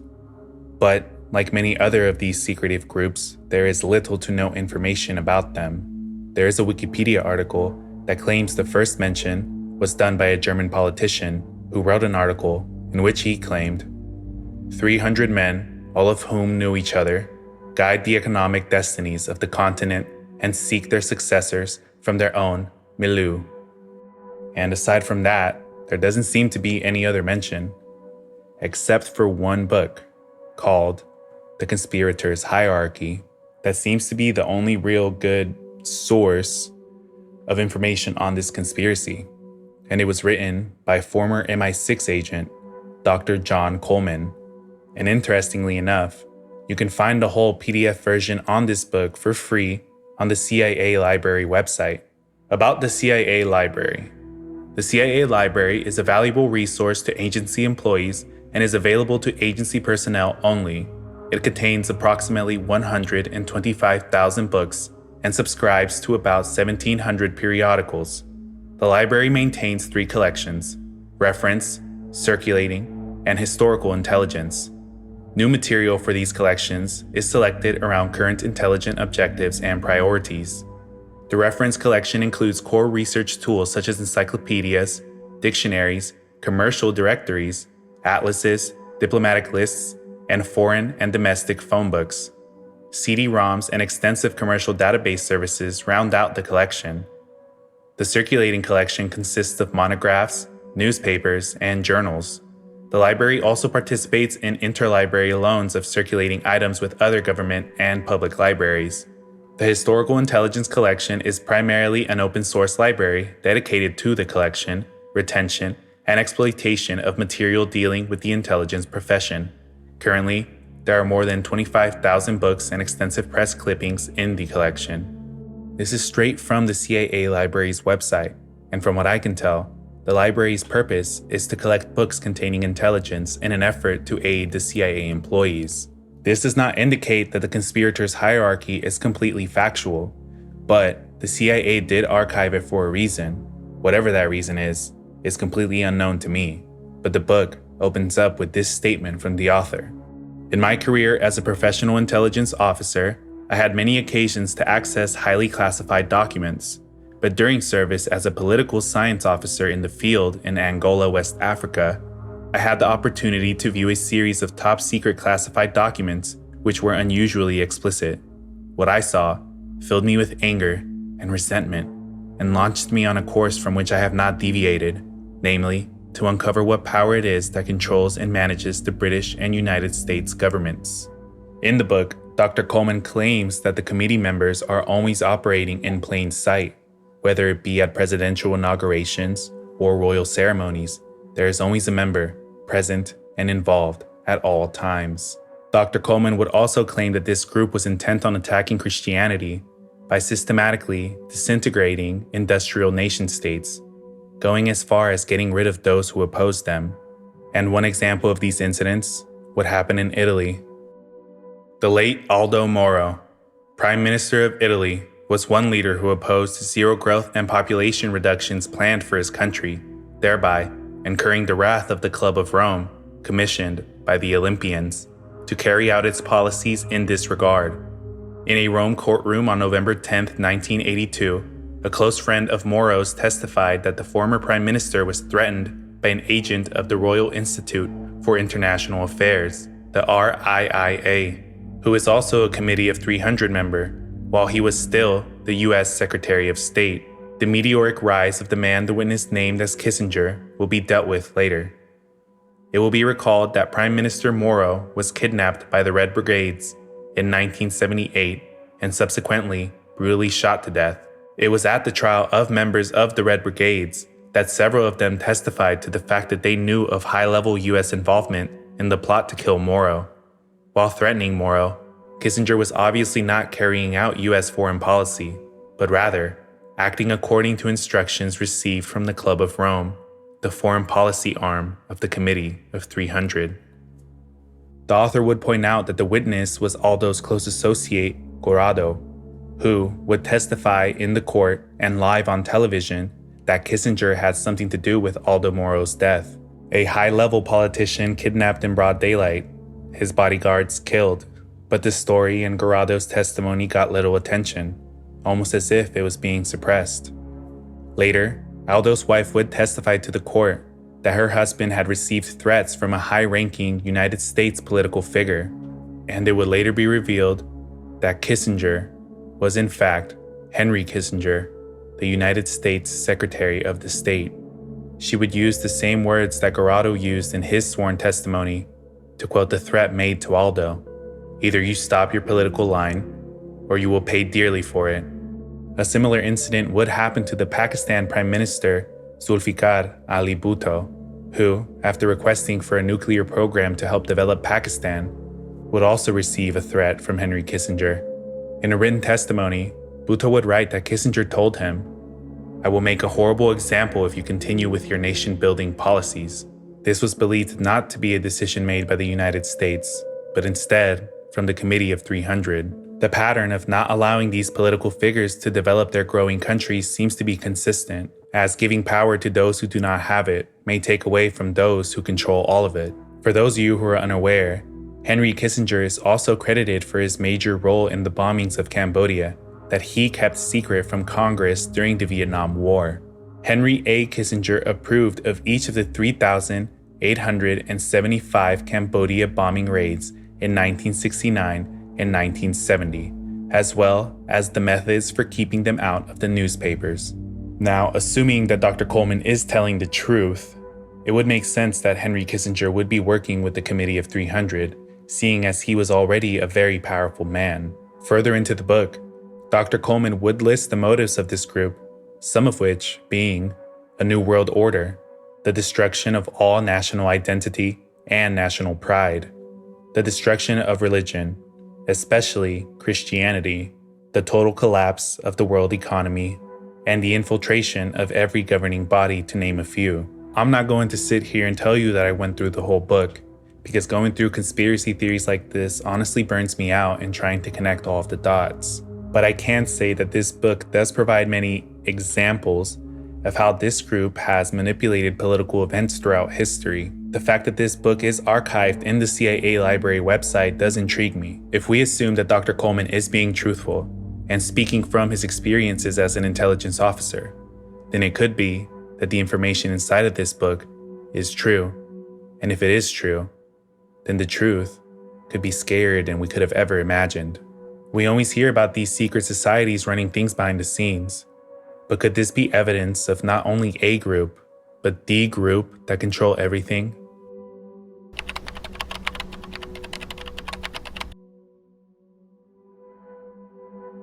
In 1927, the English town of Warrington began reporting sightings of a strange man who many believed was not a man at all, and instead a ghostly apparition.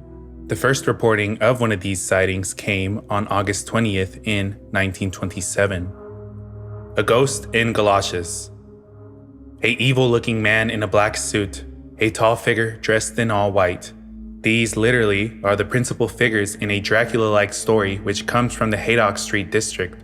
Strange happenings have been reported during the week, and hundreds of people have had the not altogether unpleasant thrill of the ghost hunt. The most serious side of this story is that many women and girls have been alarmed, and the very sensible solution, told the investigator, is that the ghost is either a practical joker or the accomplice of a thief who may be endeavoring to draw people from their homes to enable his confederate to have better facilities for breaking in. The story begins last week when it is stated a very evil-looking man in a black suit was seen prowling around a very mysterious manner. The fact is authenticated by several residents of Haydock Street. In the early hours of Sunday morning, the whole neighborhood was thrown into excitement by the news that a ghost had been seen. It was stated that between the hours of 1 to 2 o'clock, a tall figure dressed in all white was seen passing along the streets adjoining Haydock Street and completely disappearing from time to time. 2 women who witnessed the apparition were so overcome that they fainted and had to be revived by the crowd which soon assembled. A diligent search was afterwards made, but no trace of a supposed visitor from another world was to be found. Comparatively, few people saw the figure on Sunday morning, but on Sunday night, a crowd of some hundreds of people from all over Warrington gathered in Haydock and Furnace Streets, armed with pokes, bottles, shovels, brooms, carrying knives, and hay-making implements prepared to lay the ghost. Many of them ridiculed the suggestion that anything had been seen, but they were less skeptical when, about 11 o'clock, the ghost made its appearance once again. Immediately, the cry went up, "There it is!" and the crowd set off after the apparition.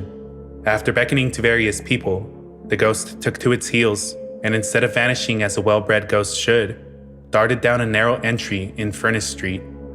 At the end of the entry is a high wall, but this did not stop the ghost in its flight, for it placed its hands on the top of the wall and sprang over it, like, to use a woman's expression, the famous spring-heeled jack. From that point on, all trace of it was lost. The search continued, however, until 4 o'clock in the morning, but nothing further was seen. The occurrence had such an effect on the people, however, that many of them could not get any sleep, and windows were bolted, extra fastenings were put on the doors, and some men even stayed up until daylight, in readiness for any other appearance that the ghost might make. On Monday morning, however, many girls were hysterical and could not be calmed. If they moved from one room into another, they had to take their father or mother with them, even when they were getting ready for work. Many of those who go early to work had to be escorted the greater part of the way. One girl said, "I was so frightened that I kept looking behind me for fear the ghost should get me." Mrs. Flanagan of Furnace Street and her 3 daughters were among the first to see the apparition. "I was standing at the door," said Mrs. Flanagan, "about 11 o'clock on Sunday night, and upon looking across the road, I suddenly saw something white. I cried out, 'There it is!' and my 3 daughters and a young man to whom we were talking saw it too. The young woman wanted to run after, but he held back because we feared the ghost might have a knife under its white covering. The apparition was very tall, about 6 feet, and was covered from head to foot with something white, the only part of it visible being the eyes. When a chase was attempted, it ran down the entry, taking off the white coverings as it went, and we noticed that it had on a dark suit. It must have galoshes or something on its feet, for we heard the pit-pat as it ran." Another person who had a close-up of the figure was Mrs. Ellison of Scott Street, who was walking home with her husband on Sunday night after visiting a friend. "When nearing the Furnace Street," said Mrs. Ellison, "I saw a ghostly figure in white. I was startled and cried out to my husband, 'Oh, a ghost!' He replied that there were no such things as ghosts, but when he turned and saw it, he said, 'My God, it is a ghost.' He said he would see if it was really a ghost and grabbed my umbrella. When the ghost saw this, it put its hands up in the air, just like a ghost, and then ran down the entry." Although another lady from Chorley Street states that there are no such things as ghosts, the apparition frightened her when she came upon it suddenly on Sunday night. It was dressed in all white and was a very terrifying spectacle. The people of the neighborhood are doing their best to lay the ghost as it is causing so much annoyance in the neighborhood, and the search was continued on Monday and Tuesday nights. But the ghost kept to itself. Each night through the week, parties of people, mostly young, have waited until the early hours in the morning in hopes of seeing and, as one young man said, doing for the apparition. One evening, an examiner representative spent an hour or 2 in the district, but, until after midnight, nothing was seen or heard, except for a few ghostly wails which, when investigated, were found to proceed from very human throats of those young children who took a delight in trying to frighten the watchers. Time after time, people would shout, "There it is!" But their imaginations were playing a trick, for the ghost did not show its face. To me, this clearly sounds like a prank, and it seems as though the prankster had fooled the whole town into believing that there actually was a ghost, or at the very least causing some sort of mass hysteria. There would be a couple more posts, but the next one would come on September 10th, the very next month. Weird happenings in Warrington. Dogs howl. Women of the Offord Lane district of Warrington have been terrified during the past week by weird happenings. A remarkable series of incidents began 3 weeks ago when hundreds of people in the Haydock Street district chased a ghost figure in white which disappeared by jumping over a high wall. Shortly before the appearance of the ghost, the residents reported that a person variously described as a very evil-looking man and a tall, strange man was seen in the vicinity. Last Sunday, the ghost reappeared at about 10:15 on Sunday night. Miss May Evans of 26 Nesson Street was sitting in the kitchen, sewing, while her brother Bernard, aged 9, was playing with a toy engine on the floor. The back gate of the door of the shed adjoining the house was unfastened.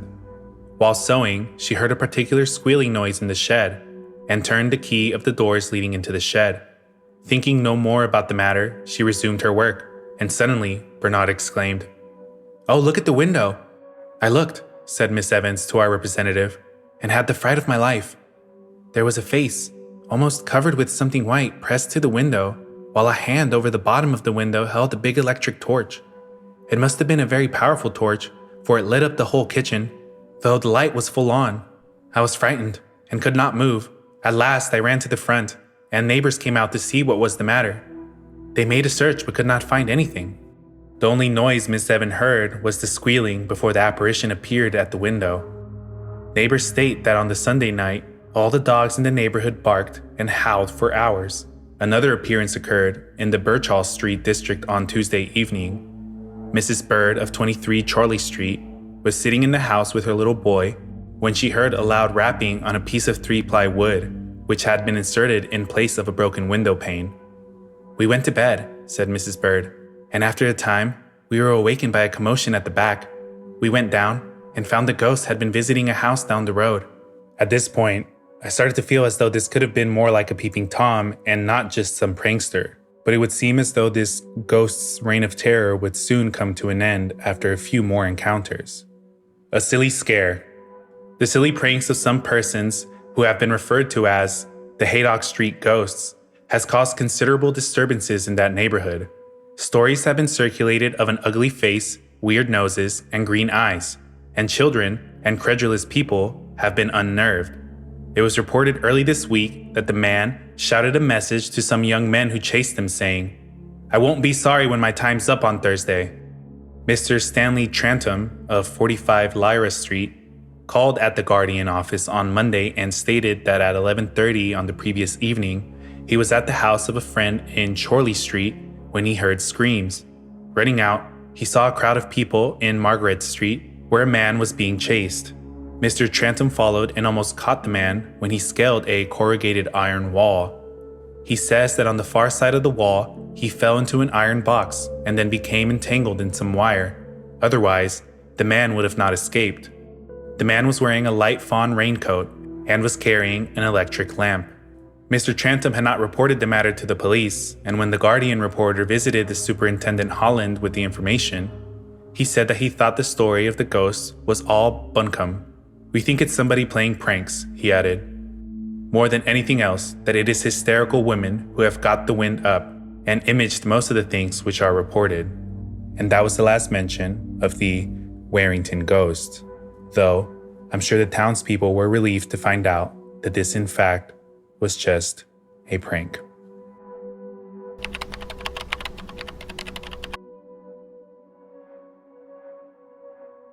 There is a rare disease known as the jumping Frenchmen of Maine that causes affected people to have extreme startle reactions.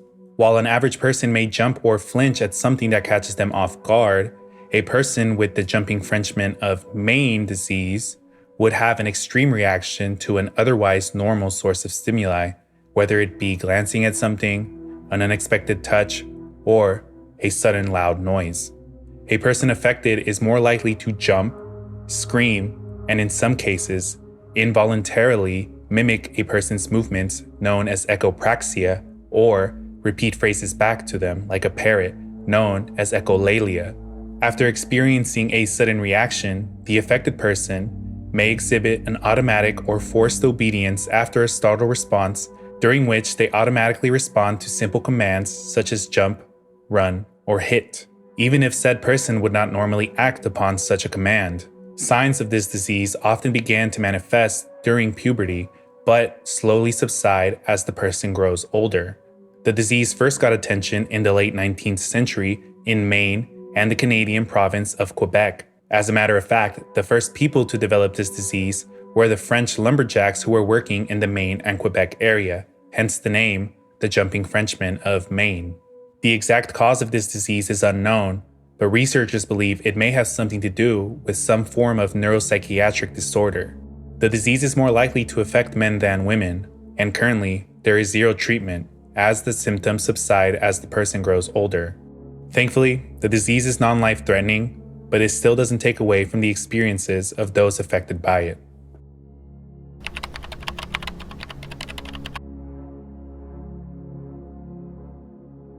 There's a page on the MJ Wayland website that depicts encounters with a being known as the Red Devil, Virginia.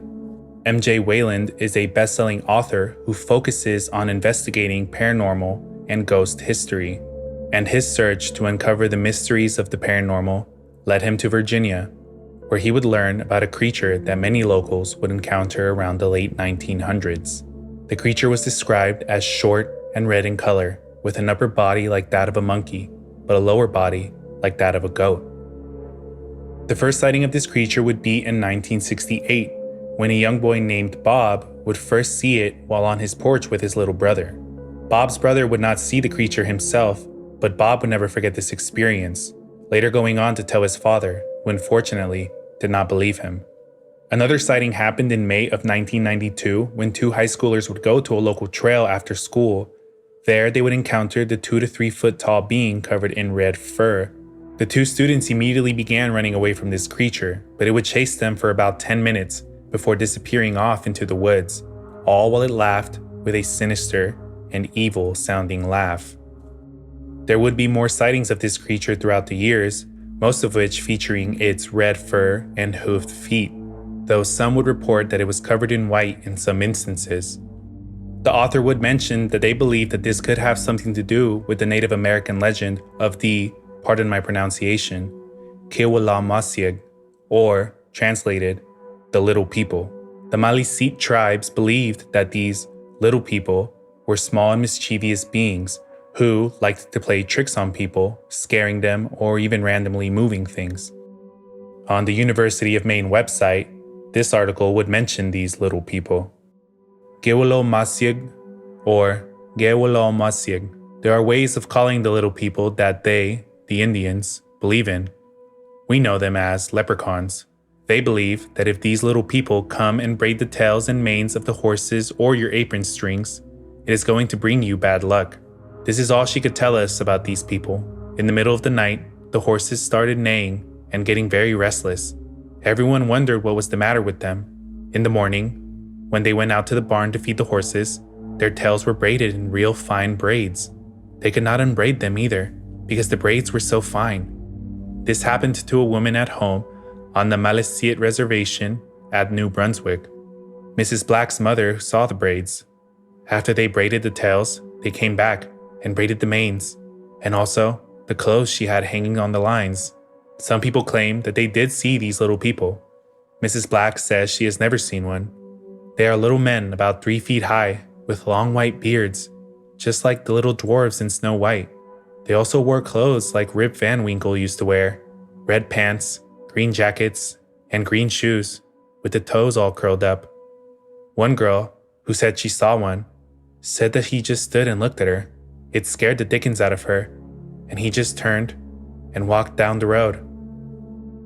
Other than this description, I was unable to find any more information on these beings, but I will say that there doesn't seem to be any mention of hoofed feet or red fur in any of the native legends. Of course, there is no evidence for any of this, as it is all word of mouth, but I highly encourage you to read the whole webpage, and maybe, next time you're in Virginia, you may catch a glimpse of one of these things.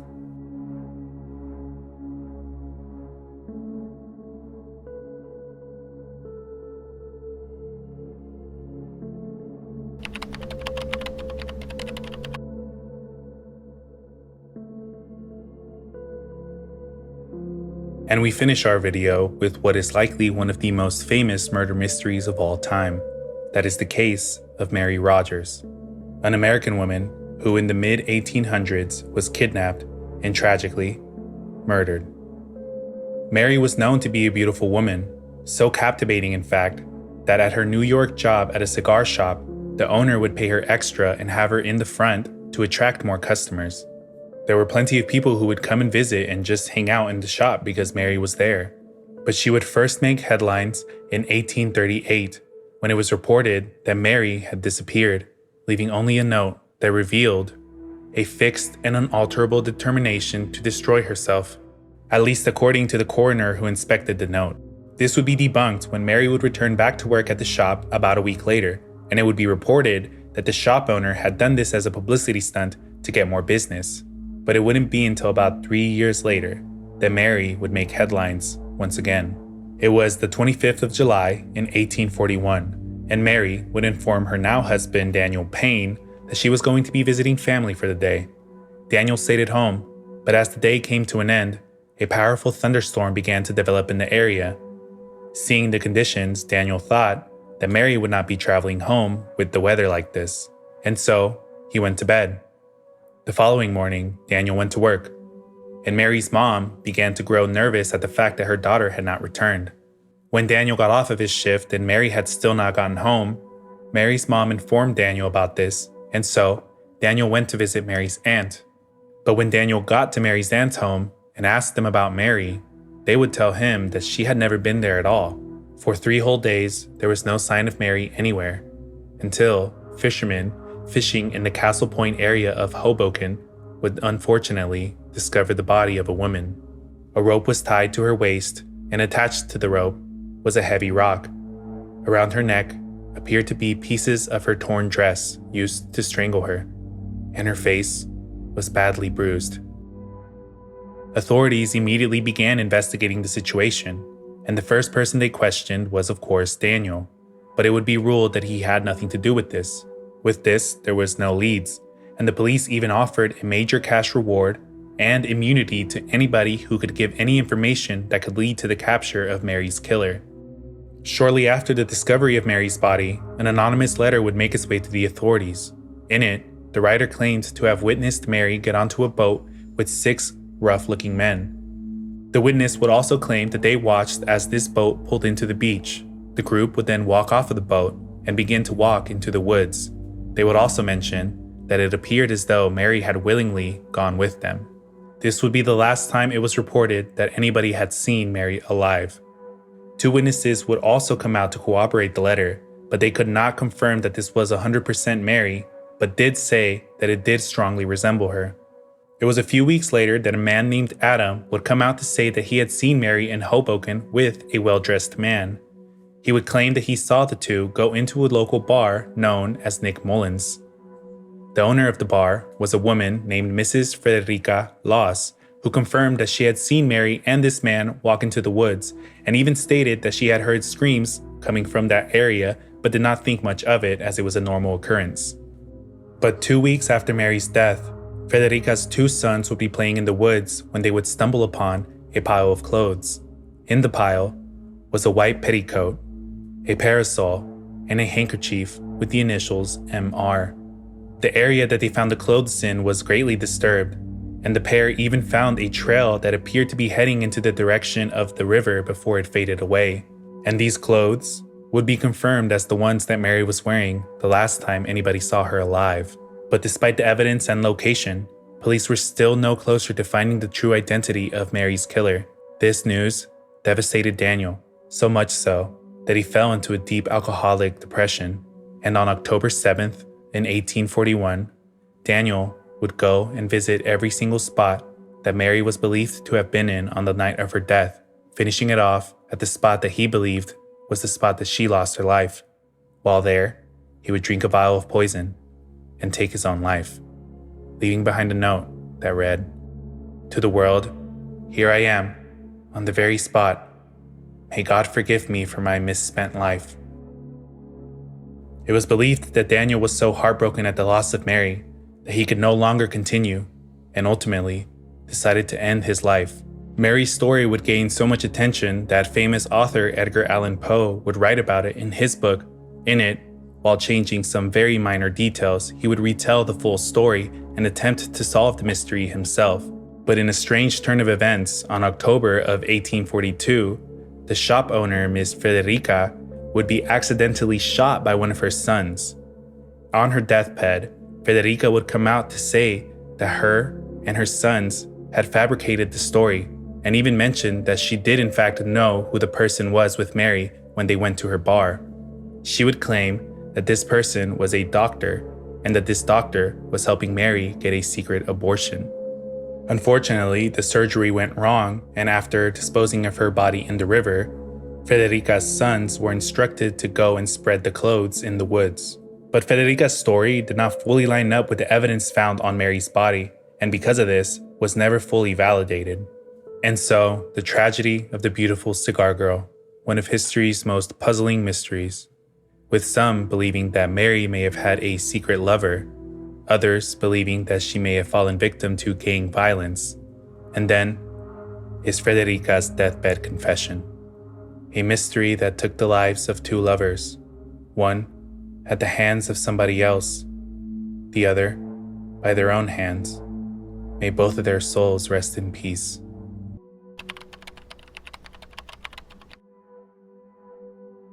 We begin our descent in early 1900s New Orleans, Louisiana, where an individual known as the Axeman was striking fear into the hearts of the New Orleans locals. To be more specific, during the years of 1918 and 1919, the New Orleans Axeman would take the lives of 6 individuals and injure 6 more. The victims of the Axeman were mainly of Italian descent, and he would not take anything from the homes, though despite the number of attacks, the Axeman would never be found. The first attack happened on May 23, 1918, where a young Italian couple, Catherine Maggio and her husband, Joseph Maggio, were both asleep in their apartment. Unbeknownst to them, the Axeman would soon break into their home, sneak into their room, where he would slit the throats of both Catherine and Joseph.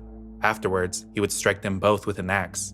Police would find bloody clothes left behind by the killer, but even after questioning multiple people, were left with no leads. The second attack would happen a little over a month later. This time, the victims were Louis Bessemer and his mistress Harriet Lowe. Louis owned a grocery store and lived in an apartment attached to the back of the store. And on the morning of June 27th in 1918, nobody would be there to open up the store, and so locals began to worry. Not long after, police would find the pair laying in a bloody pool. But they were alive. Louis had been struck with an axe on his temple, and Harriet was hit above the ear. Louis would go on to make a fast recovery, but Harriet would be in the hospital for a little longer, ultimately passing away on August 7th in 1918. But before she would pass away, she would tell authorities that she believed Louis was the one who attacked her. Despite Louis' claim of innocence, police did eventually take him in, and he was charged with murder. He would end up spending 9 months in jail before being acquitted on May 1st of 1919. 2 more attacks would happen in August, one being Anna Schneider, who at the time of her attack was 8 months pregnant. Anna was struck multiple times on her head with an axe, but thankfully, her husband did find her once he returned from work and got her to the hospital, where she gave birth to her daughter 2 days later. But once she recovered, she had no memory of what had happened, and so was unable to help investigators. And 5 days later, a man named Joseph Romano would be found by his family members after he had been struck over the head with an axe. He would be taken to the hospital, but would succumb to his injuries 2 days after. Though this time, the family did manage to catch a glimpse of the attacker. They described him as a very tall man who wore a suit and also a slouched hat. This would be the last attack in 1918, and by now, the public was in a frenzy. For 7 whole months, there would be no attacks, but this peace would be disrupted on March 10th, 1919, when couple Charles and Rosie Cortomiglia, as well as their infant daughter, were attacked inside of their home. Their 69-year-old neighbor, Orlando Giordano, would hear the commotion as they were being attacked and would head over to check on his neighbors, where he would find Charles and Rosie on the floor. Their infant daughter had passed away in her mother's arms. Charles and Rosie would receive medical attention, and Charles would be discharged from the hospital 2 days after the attack. Rosie did have to stay for a little bit longer, but after she was healed, she told investigators that the people who attacked her were Orlando and his 18-year-old son, Frank. But the thing is, Charles denied these accusations and actually stood up for Orlando and his son. This, however, would not stop the police from arresting Orlando and Frank, where they would be charged with murder and later found guilty. Frank was sentenced to death by hanging, and Orlando was sentenced to life in prison. This angered Charles, and after the trial was over, he would go on to divorce Rosie. In a strange turn of events, Rosie would actually confess that she had lied about Orlando and Frank, stating that she had done this because of spite and jealousy. Orlando and his son would be released from prison, but despite this being a good thing for them, this situation only helped the real Axeman get away with yet another attack. Around this time, there was news that a letter from the Axeman himself had made its way to the public. In the letter, the Axeman claimed to be an evil spirit and would encourage locals to play jazz music if they wanted to avoid him attacking them. The letter read like this: Hell, March 13th, 1919. Esteemed mortal, they have never caught me, and they never will. They have never seen me, for I am invisible. Even as the ether surrounds your earth, I am not a human being, but a spirit and a demon from the hottest hell. I am what you Orleans and you foolish police call the Axeman. When I see fit, I shall come and claim other victims. I alone know who they shall be. I shall leave no clue except my bloody axe, besmeared with blood and brains of he who I have sent below to keep me company. If you wish, you may tell the police to be careful not to rile me. Of course, I am a responsible spirit. I take no offense at the way they have conducted their investigations in the past. In fact, they may have been so utterly stupid as to not only amuse me, but His Satanic Majesty, Francis Joseph. But tell them to beware. Let them not try to discover what I am, for it were better that they were never born than to incur the wrath of the Axeman. I don't think there is any need of such a warning, for I feel the police will always dodge me, as they have in the past. They are wise, and know how to keep away from all harm. Undoubtedly, you Orleans think of me as the most horrible murderer, which I am, but I could be much worse if I wanted to. If I wished, I could pay a visit to your city every night. At will, I could slay thousands of your best citizens, for I am in a close relationship with the Angel of Death. Now, to be exact, at 12:15 earthly time on next Tuesday night, I'm going to pass over New Orleans. In my infinite mercy, I'm going to make a little proposition to you people. Here it is. I am very fond of jazz music, and I swear by all the devils in the nether regions that every person shall be spared in whose home a jazz band is in full swing at the time I have just mentioned. If everyone has a jazz band going, well then, so much better for you people. One thing is certain, and that is that some of your people who do not jazz it out on that specific Tuesday night, if there be any, will get the axe. Well, as I am cold and crave the warmth of my native Tartarus, and it is about time to leave your earthly home, I will seize my discourse, hoping that thou wilt publish it, that it may go well with thee. I have been, am, and will be the worst spirit that ever existed, either in fact or realm of fantasy. Signed, the Axeman. On this night, jazz music played throughout the city, and no attacks from the Axeman were reported. Of course, there is no evidence that this letter did come from the Axeman himself. This very well could have been some form of dark prank, but the attacks were real, and so the locals were not going to take any chances. 2 months after Charles and Rosie's attack, a man named Steve Boca was struck in his sleep inside of his own home. Steve managed to regain consciousness and saw that his head had been seriously hurt. He walked all the way to his neighbor's house where his neighbor was able to contact help. He would recover, but he would have no memory of his attacker. On September 2nd in 1919, the Axeman had a seemingly failed attack when he would break into the home of William Carson, who shot at them, causing them to flee. But this would not stop them because the very next day, on September 3rd, the Axeman would strike again. This time, he would attack 19-year-old Sarah Lawman, who thankfully survived, but, just like many of the other victims, had absolutely no memory of who the person that attacked her was. Which brings us to the last known Axeman attack, and it happened on October 27th, 1919, when a man named Mike Pepitone would be found in his bedroom lying in a pool of blood by his wife. This attack was particularly gory, as blood was said to have been all over the room. Mike's wife did catch a glimpse of the attacker as they were fleeing, but was unable to give investigators a good description, other than that they were a large man. This was likely due to the shock of finding her husband in the state that she did. Through each attack, police were never able to get a real lead, and so the case still remains unsolved.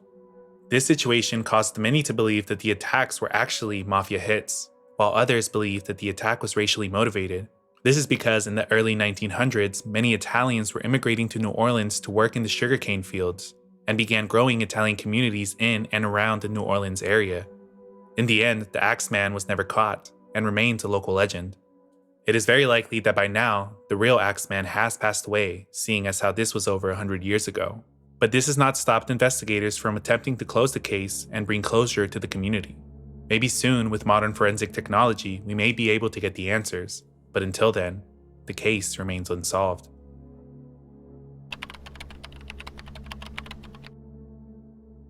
There is a website online called Gandalf.com that has been around for over 20 years. The only problem is that in its entire existence it has not been updated, and if you were to visit the page, you would be greeted with a very disturbing image. A Redditor would post about this on the r/Unresolved Mysteries subreddit. What is Gandalf.com? Why has it remained up for 22 years?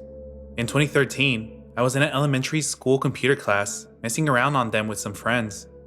We began entering random URLs into the search bar, and randomly stumbled into Gandalf.com. Warning, it's a little creepy. The site itself has very little on it, only a bizarre painting at the end of a stone/wood hallway. If you click anywhere on the page, it zooms into the scene and close to the painting, displaying a message saying, "Gandalf is busy, please go away." If you were to click it again, it brings up the link to an email address, ourqs@gandalf.com. I did send an email about 9 days ago, but never got any response. I had forgotten about the site until a few days ago, when I spoke to one of my old friends and he brought up the subject. It had stayed the exact same the whole time. Upon revisiting the site, I thought this time to do a little digging into it, and found more questions than answers. One of the first things I thought to do was check the Wayback Machine and see the history of the site. The first captures are from 1998, and it was a Mattel Company offshoot. As far as I can tell, the capture was very incomplete, before the domain became available for purchase. The first capture on this site in its current form is from October 8th, 2000. The site has been the exact same for 22 years. It's a bizarre fact about the site, but that doesn't really answer anything. The next thing I did was look for other Reddit threads and found this 2-year-old post on r/ARG asking a similar question. People there apparently started a Discord. They had a link, though it is expired, and I'm not familiar enough with Discord to figure out how to get the Discord page. One person in the comments claimed that the creator was a crazy drug addict who thinks he's Jesus. There's also an archived/X thread talking about it, but still no answers there. I'm not the most tech-savvy guy out there, so I'm out of ideas of where to look for further answers. I don't think it's an ARG, and if it is a crazy junkie, then why has he paid to keep the site up for so long? After reading this, obviously the very first thing I did was go visit the site, where I was greeted with this. Spooky, but other than this, there is really nothing else on the website. When you click anywhere, it does just as the OP said. It zooms in onto the image. If you click again, you are greeted with the email address. But for what reason would somebody keep the website running for so long? I myself have never hosted a web page, but I do know that it does cost money to keep them running. But what's the point if the web page contains nothing? One commenter would provide a very simple theory to which I believe could possibly be the answer. If there's been no updates, maybe it was a planned project that the creator never got around to, but doesn't want to lose the domain name. I haven't had my website functional in 5 years, but I keep paying for the name, and then forgetting about it until I get a renewal notice, LOL. And this is what I think is the likely answer. The website owner probably intended to do something, but as you know with life, things change. The webpage owner could also be holding on to the domain name in an effort to sell it later on in the future, as many domain names have been known to go for a lot of money. Names like voice.com and insurance.com have sold for over $30 million, so it's very likely that someone out there is holding out, and the email address could be intended for those who want to buy the domain name. But what I don't understand is the image choice on the webpage. It could be to invoke some form of curiosity, or maybe the owner just doesn't care and wanted to put something creepy on there because they thought it was funny. Overall, not the creepiest thing on the internet, but still a pretty interesting find.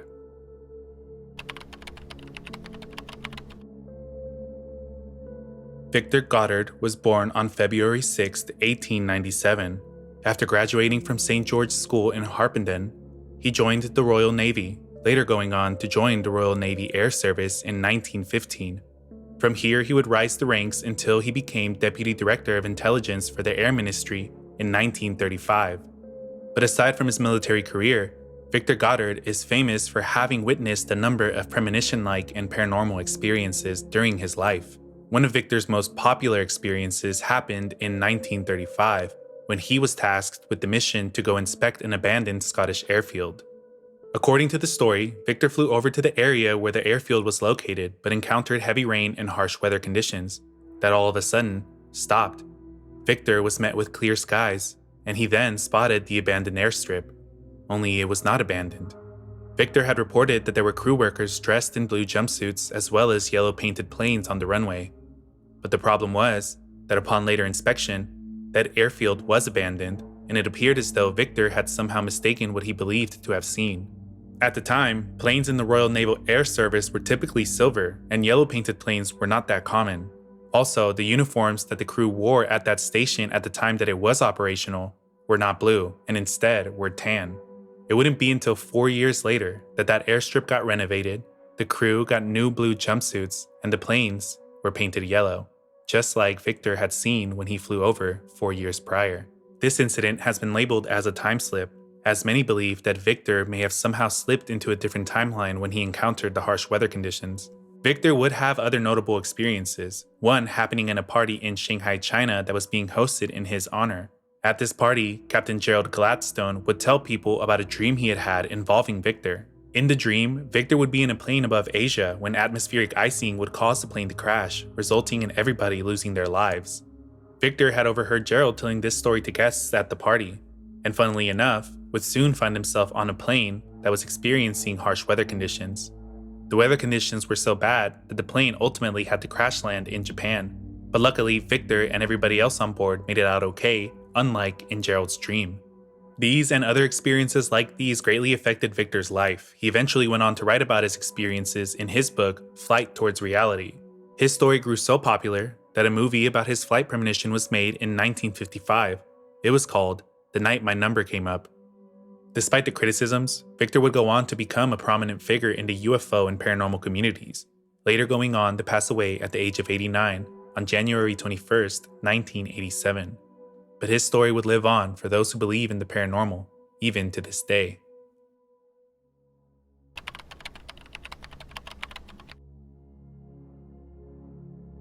In the New Hamburg area is a famous home known as the John Lawson House.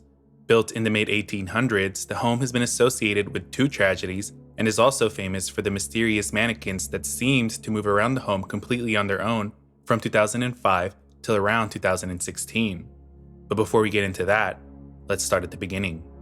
New Hamburg was experiencing major growth in the mid-1800s. Many of the more affluent New Yorkers were moving up north and building homes. That would include John Lawson and his family. In 1845, John Lawson finished construction of the home, and it sat in the Main Street Historic District. For about 2 decades, the family would enjoy life there. Around the same time the home was being constructed, the New Hamburg Railroad Station was also finished and opened up. It would be the site of a terrible accident in 1871. February 6, 1871. A train carrying oil is heading southbound from Albany and set to pass through New Hamburg. At the same time, a passenger train is going northbound from New York and also set to pass through New Hamburg. Both trains are set to cross each other's paths. But on the train carrying oil, a broken axle failed, causing some of the train cars containing the oil to derail and fall onto the parallel tracks. The train engineers on the passenger train tried to slow it down, but by this time, it was already too late. The passenger train would crash into the oil cars, causing a fiery explosion that would take the lives of 22 individuals. This incident happened less than 200 feet from the Lawson house. The second incident occurred 6 years later on May 3, 1877, when another fire would break out near the Lawson home. It's believed that the fire originated at a local general store that had a room full of kerosene in it. The light bulb wasn't patented until 1880, and kerosene lamps were still seen as a popular source of lighting at this time.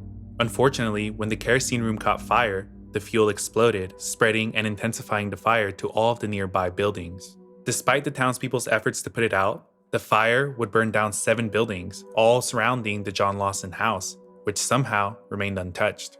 Ownership of the home stayed in the Lawson family during the 1850s, and the home was renovated in 1950 and again in 2005. But as of now, the current owners of the home are not known. This brings us to the mannequins. It is after the renovations in the early 2000s that people began to notice these mannequins in front of the home. The mannequins would be dressed in vintage clothing that some believed was from the era of the train incident. And the mannequins would always be found in different poses, but nobody would ever be there to witness them being set up in the positions that they were found. The story that the souls of those who passed away were now inhabiting the mannequins and causing them to move began to grow. And it would be further fueled when one day, the mannequins were found posed facing in the supposed direction that the accident had occurred. This would go on for around a decade, and the entire time, nobody saw anybody moving the mannequins, let alone living at the home. Eventually, in 2016, the mannequins just disappeared and never returned. Of course, this is the kind of story that takes the internet by storm, and so many have tried to crack the case of who was behind the mannequins. I was able to find this webpage in which the author states they were able to find property records that showed the home had been sold in January 2003 and again in October of 2015, which lines up roughly with the mannequins appearing and disappearing from around 2005 till 2016. Given this information, I think it's safe to assume that the owners during the 2003 and 2015 timeframe were the ones who were moving the mannequins. It is possible that the Lawson home owners intended to pay homage to those who lost their lives, and since nobody was ever seen setting the mannequins up, the legend grew quickly. According to this webpage, the 2003 owners moved nearby after the 2015 sale and can even be found with some real estate sleuthing, but I will not be naming them or trying to look for them for the sake of their privacy. In the end, the only real question about this is, what was the real motive? Why did the owners take so much effort to move the mannequins around, and why did they take so much effort to not be seen? As I said earlier, they could have been trying to commemorate the train incident, or maybe this is just how they like to decorate their yard. The house was listed again in 2017, but removed from the market shortly after. A look on Zillow shows us a newly modernized inside, though to this day, 7 years since the listing was removed, and at the time of this recording, the home remains off the market.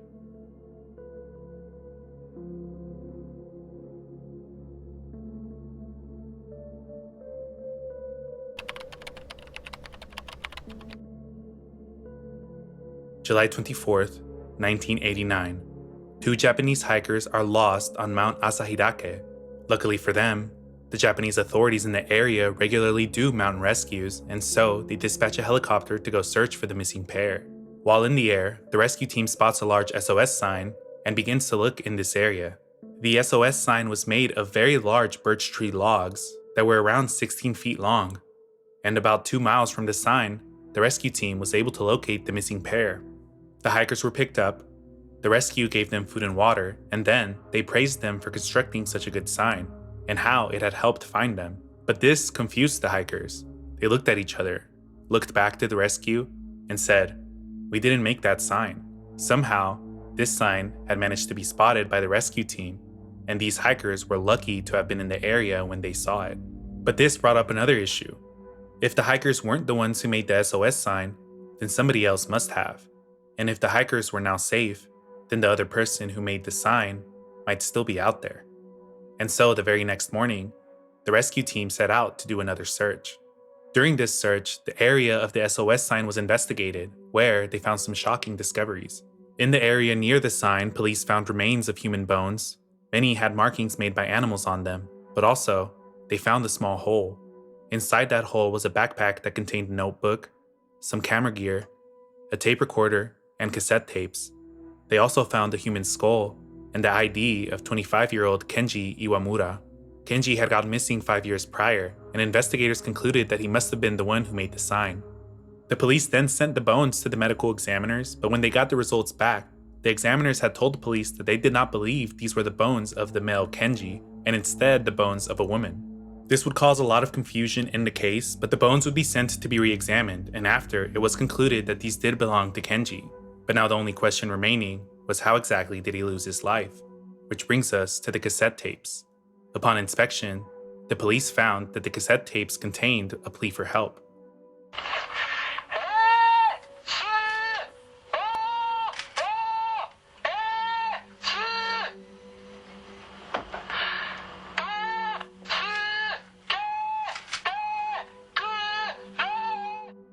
Obviously, that was in Japanese, but the full message translates to, "I'm on a cliff and can't move.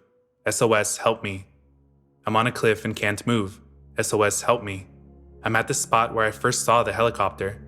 The bamboo grass is too deep, and I can't go anywhere. Please, lift me up from here." But these cassettes would only raise more questions than bring answers. For starters, the person on the recording states that they are stuck on a cliff, but the SOS sign and the remains were not anywhere near a cliff. In fact, the area that they were in is relatively flat. The recording was also played for Kenji's family, but they were not able to confirm if this was his voice or not. There have been multiple theories about how Kenji passed away, and even if he made the sign or not. I believe that it could have been Kenji who made the sign, and maybe after he made the sign, he went up to a cliff to try to get a better look to see if there was any rescue nearby. This is where he would get stuck, and ultimately make the voice recording. But unfortunately for Kenji, rescue didn't show up, and he lost his life, either due to harsh weather, animal intervention, or maybe even starvation. Hearing the cries for help on the voice recording is chilling, and despite the fact that the family could not confirm that it was Kenji, I still believe that it could have been him. If Kenji was lost and extremely exhausted, then it's very possible that his voice may have sounded weaker than normal on the recording, or if he was yelling very hard for rescue, it is also very possible that his voice could have sounded very harsh.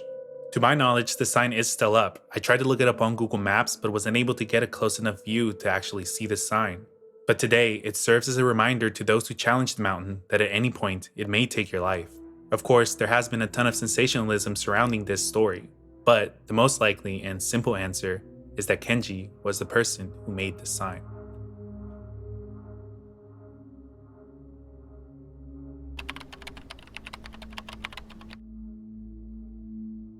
And our final entry into the third tier is the story of the Loreto Chapel staircase. The story begins in 1873. The Loreto Chapel was commissioned to be built, and it would take about 5 years to finish construction. But before it was completed, the area upstairs designated for the choir needed a staircase to be able to access it. According to the story, multiple builders were consulted, but none of them could figure out how to make it work with their limited space. And so, left with no other options, the nuns prayed for 9 whole days. This type of praying is known as a novena and represents the 9 days between the Feast of Ascension and the Pentecost. Finally, on the 9th and final day, an unknown man walked into the chapel and offered to build a staircase for the nuns. According to the story, the man showed up with a donkey, minimal tools, and asked to work completely alone. There are some versions of the story that claim that this man built the staircase overnight, others that claim he built it in 2 days, and others that claim he built it over the course of a couple of weeks. But obviously, none of this is able to be confirmed. When he did finish the staircase, the unknown man just simply disappeared. He took his tools, he didn't ask for any money, and he didn't give his name. At least that's how the story goes. The staircase itself is a work of art. The builder was talented, but not just talented, they were a true master of this craft. The staircase was held together using only wood, no nails or glue. There are a total number of 33 steps, which would also be the same age of Jesus Christ at the time of his death. The staircase also features not just one, but 2 360-degree turns, which is not something that is very easy to do, especially considering that this builder had allegedly done it alone and without many tools. Originally, the staircase did not have a railing, but one was added later on, as well as metal support, but this was more of a precaution and not something that was necessary at the time. How the staircase has managed to stay up for so long has puzzled many, and to make it even weirder, the wood that it is made from is believed to be a type of spruce wood, but it is not native to the New Mexico area. The exact species of spruce was not able to be identified either, so how it got to the chapel and this staircase remains a mystery. Obviously, because of this story, there are many who believe that the man who built the staircase was St. John himself, and the construction of the staircase is nothing short of a miracle. Though a Santa Fe historian named Mary Jean Cook would claim that they believed the mystery carpenter was a man named Francois Jean Rochas, who was a French master carpenter, and Francois' name was in the chapel logbook, indicating that he had done some work for them at some point in time. Unfortunately, Francois did lose his life early as the result of a murder, but in the Santa Fe New Mexican newspaper, he would be credited with building the staircase when they reported about his death. To my knowledge, this has not been officially confirmed by anybody at the church. Currently, the chapel has been transformed into a museum, giving anybody the opportunity to look at the staircase with their own eyes, but I am curious to hear what you think. Do you believe that the staircase is a religious miracle? Let me know what you think down in the comments. And that wraps up the third tier in our Iceberg series. If you made it this far, leave a like. And as always, thanks for watching.